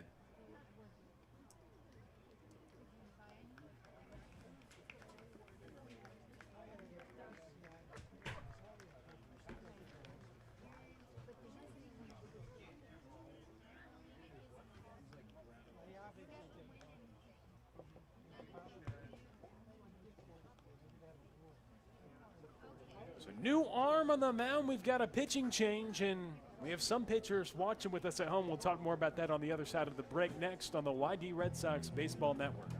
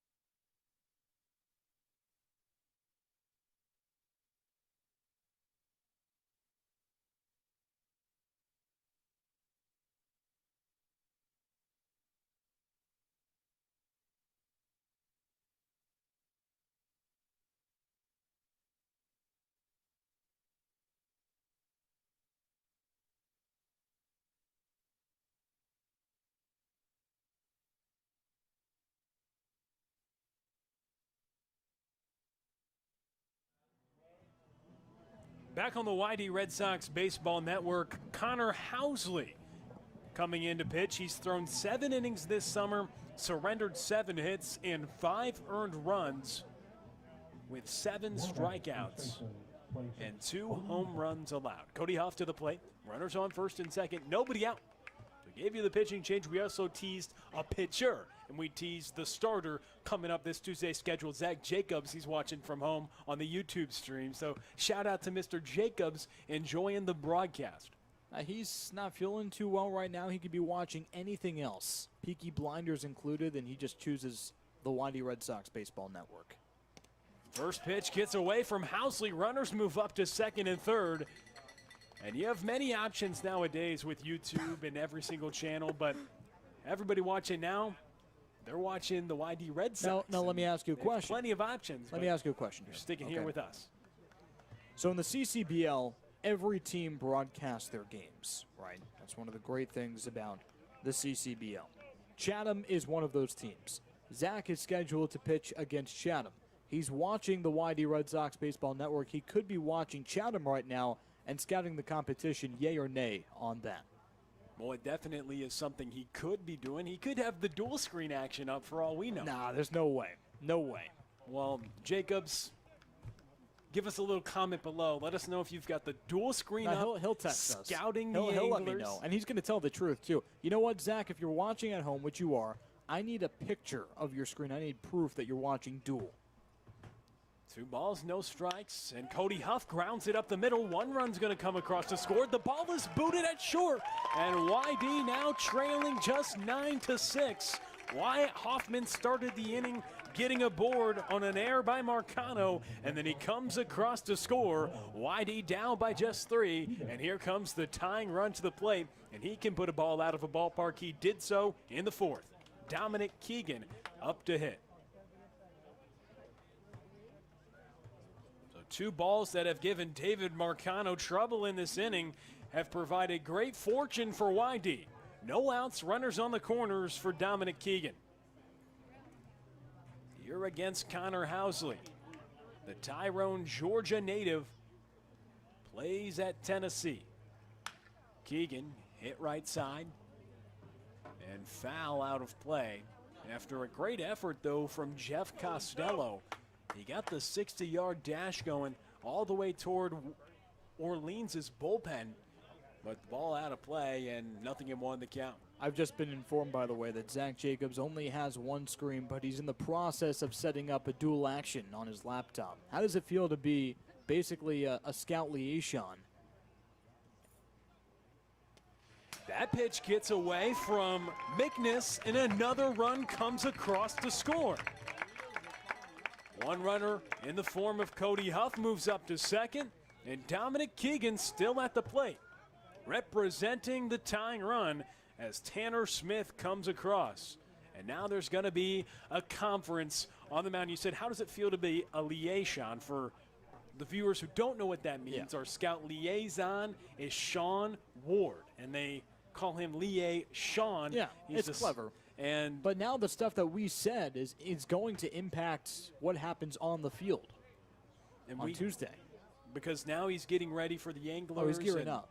He wants to know how to pitch to Lyle Miller Green, who has 6 home runs on the summer, but he says he might dial that spike curveball. That was the first pitch of the week from Mr. Brad Klein. We'll see what he does there as Dominic Keegan watches the first strike go by. 2 balls and a strike here to Keegan, the cleanup hitter for YD.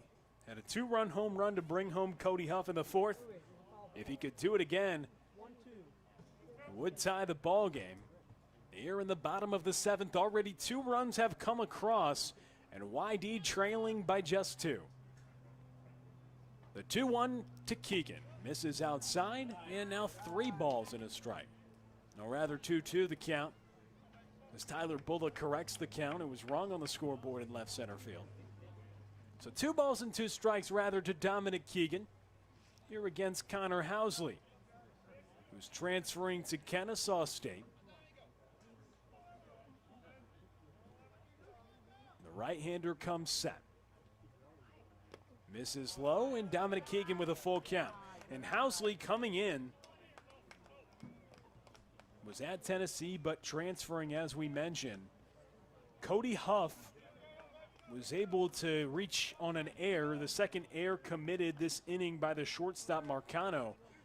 But Housley, right-handed hitters are hitting .714. They're 5 for 7 against Housley so far this summer. That ball hit to the right side, and it's going to be down. Diving Jeff Costello can't get to it, and Pickler holds up Cody Huff at third, and Peyton Graham now to the plate, representing the go-ahead run in the bottom of the 7th as Keegan has a multi-hit day.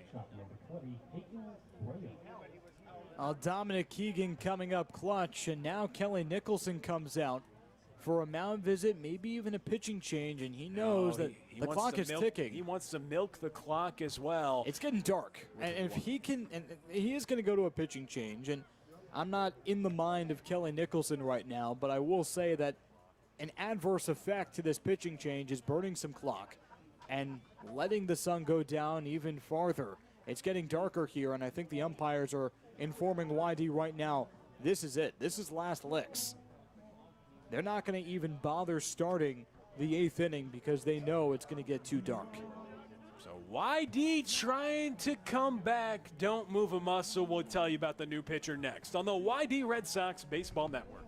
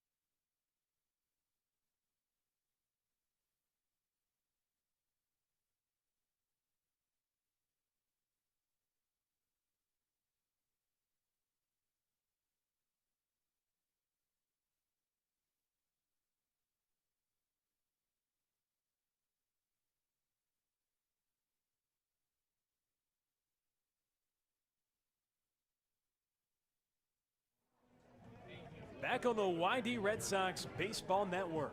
Peyton Graham to the plate, and enter Michael Polk. 3.72 ERA this season, 9 2/3 tossed, but just a 171 opponent batting average against, and nearly 10 innings pitched, and he comes set and delivers the first offering to Graham. It hits Peyton Graham. So the first offering was a breaking ball that got away from Michael Polk, and now the bases are juiced for Chase Luttrell.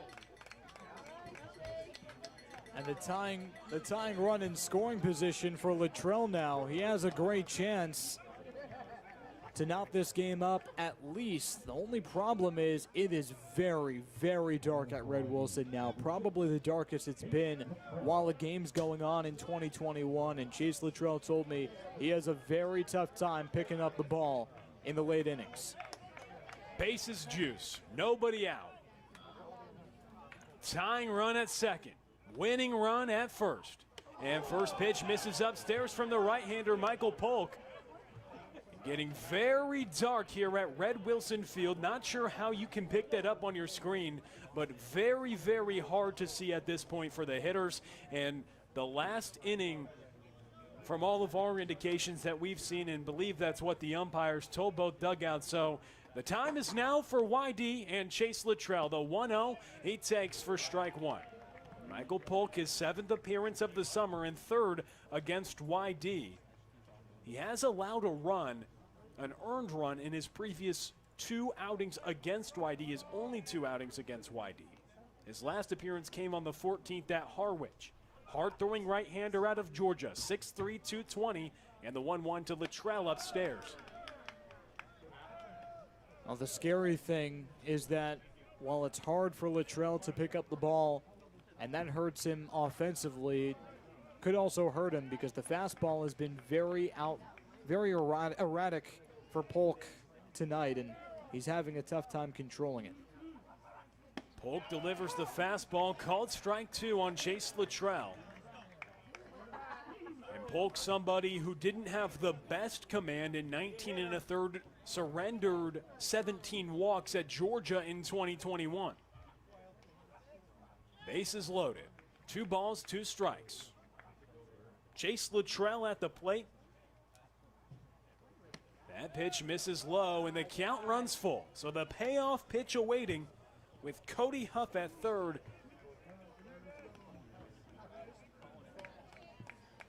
Peyton Graham at first, and Briley Knight running at second base for Dominic Keegan, representing the tying run. So full count, and the offering. That ball grounded to the right side. 1 run's gonna come across to score, and here comes Briley Knight diving in and sliding home. Briley Knight comes around to score, and we're all tied up after a 2 RBI single from Chase Luttrell. It's 9-9 in the bottom of the 7th after a 4-run frame from YD, and they're not done yet.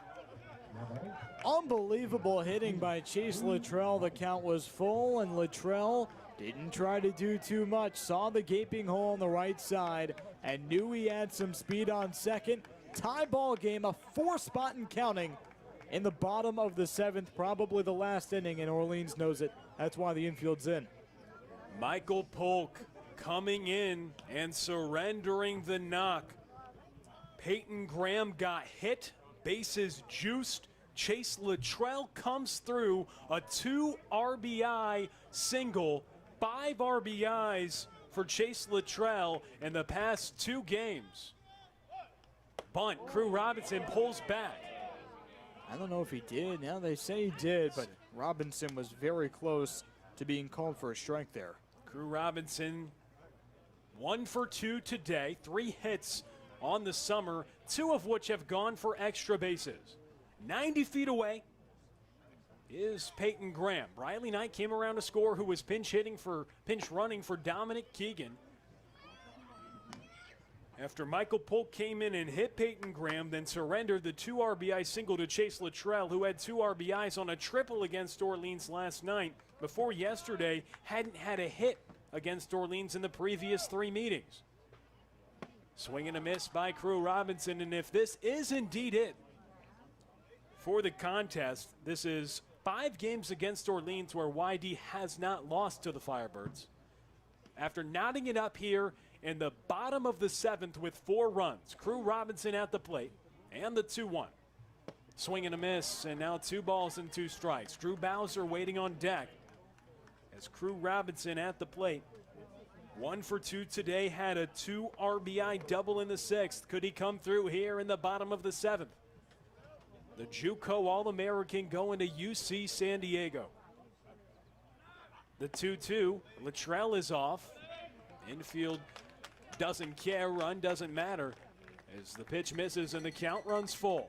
They're all worried about Peyton Graham representing the winning run at third base. CJ Culpepper is getting hot down in YD's bullpen. But that's still a good move by Luttrell. Ground ball, they go home. Graham gets out at home. Swing and a miss by Crew Robinson, and he goes down via the strikeout. And that brings up Drew Bowser. But if they get Graham out at home, that still means that Chase Luttrell is very much in scoring position. And it doesn't bring up Drew Bowser. Pinch hitting, Pascanel Ferreris will come into pinch hit. Pascanel Ferreris hit 16 home runs at Western Carolina this past year. One of the top marks in the nation, was a freshman All-American. He's come through in the late innings before for YD, and he's a solid hitter. In this situation, can he come through? Bottom of the 7th, tied at 9. Ferreris had a bit of a bone bruise after taking a foul ball off the knee. He said he could have played yesterday, now in a pinch hitting spot. Knew he wasn't going to play today, still trying to get healthy. But the biggest at-bat of his YD career. Polk wants to think about it as well, trying to preserve the tie after surrendering 2 runs on the Luttrell RBI, 2 RBI single. He's on second. Peyton Graham the winning run at third. Breaking ball inside for ball 1. Nice little front door breaking ball on the righty Ferreris there. It turned him around, and typically you're going to get that strike call. But not there. YD in search of their 10th victory of the season. Pascanel Ferreris at the plate facing off against Michael Polk, the 1-0. Misses outside. You hear Tyler Bullock, the home plate umpire, shout out. As it picks up on the crowd microphone. 2 balls, no strikes with Pascanel Ferreris at the plate. A wild 4-run bottom of the 7th. YD had a 4-run bottom frame of the last inning against Bourne as well, but fell short in that contest 8-5 last time at Red Wilson Field. The darkness in full effect right now. A tie ball game, bottom of the 7th. And Polk wants to check on Luttrell. He steps back, his infield's in, all pinched in on the edge of the infield grass, knowing the ever-important run 90 feet away. And Ferreris has to know the situation. Graham runs well. A fly ball should do it, even though the outfield is pinched in a little farther. Knowing a deep fly ball, they have no chance. And here's his chance to potentially get something he can handle. 2 balls and no strikes. With 1 away, the pitch. Mid-breaking ball misses low and outside. Polk knows he can't elevate a fastball, or Pascanel Ferreris can elevate it to the outfield. And now they're just going to say, well, we're going to walk you. 3-0 pitch, not taking any chances. They end up walking Pascanel Ferreris with the base open at first. And that brings up Zach Liu with the bases juiced and 1 out. And that's the right move. To be honest with you, I was surprised that Kelly Nicholson wanted to pitch to Ferreris at all, because you have first base open, 1 out. Now you can push the infield back and just try to turn 2 on a ground ball. Zach Liu, bases loaded. The infield's still in, though. I don't know why.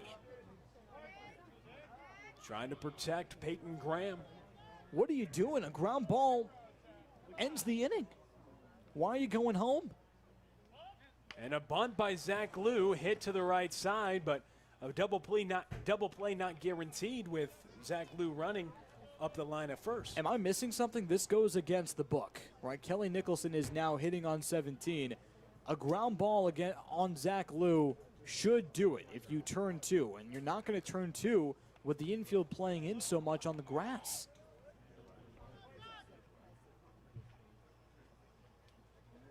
Nothing in one count, one out. Infield is in with the bases loaded. And Zach Liu at the plate. Swing and a miss. Nothing in two, the count. Wyatt Hoffman waiting on deck. One of the league's best hitters. And he's the best hitter in the league with runners on base if he should get up. With Zach Liu hitting here, a no ball, 2-strike count with one out. The 0-2 to Zach Liu, misses low. Peyton Graham representing that winning run over at third base. The inning started with Wyatt Hoffman reaching on an error. Now waiting on deck, Whitey's gone through the lineup. And a couple pitchers as well of Orleans through this frame. The 1-2. Hit up the middle by Zach Liu. Peyton Graham comes across to score. Here comes Chase Luttrell. A 6-run bottom of the 7th for YD. And they're on top 11-9. So credit Zach Liu with a 2-run single, but Kelly Nicholson, what are you doing? That's a ground ball. Infield at double play depth. You're not giving up a run there. That's 3 outs. And Wyatt Hoffman line continues. The double play ball up the middle by Zach Liu. He puts it in play with a ball and 2 strikes. And 2 runs come home. YD hangs a 6th spot in the bottom of the 7th. And that is unbelievable. Kelly Nicholson and Scott Pickler, the 2 most tenured managers in the CCBL. That's Little League stuff. Runner on first with 1 out. Doesn't matter if it's a tie game and a runner on third. You need to try to turn 2 there. Pitch to Wyatt Hoffman. He hits this ball well to left field. Under it is Keishel for the 2nd out.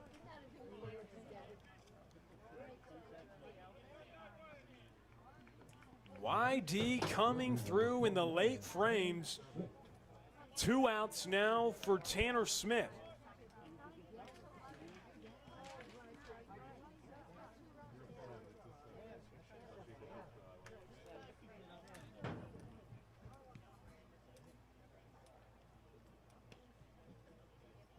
Tanner Smith had a single earlier this inning and came around to score as YD has batted around.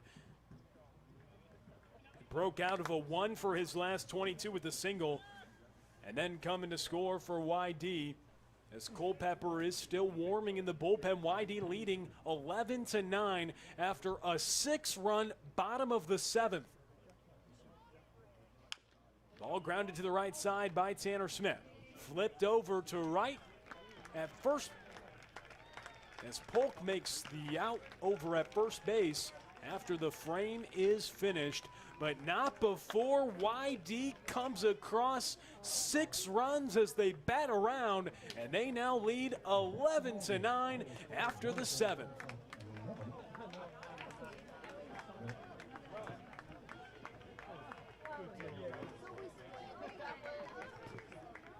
We'll send it to break next on the YD Red Sox Baseball Network.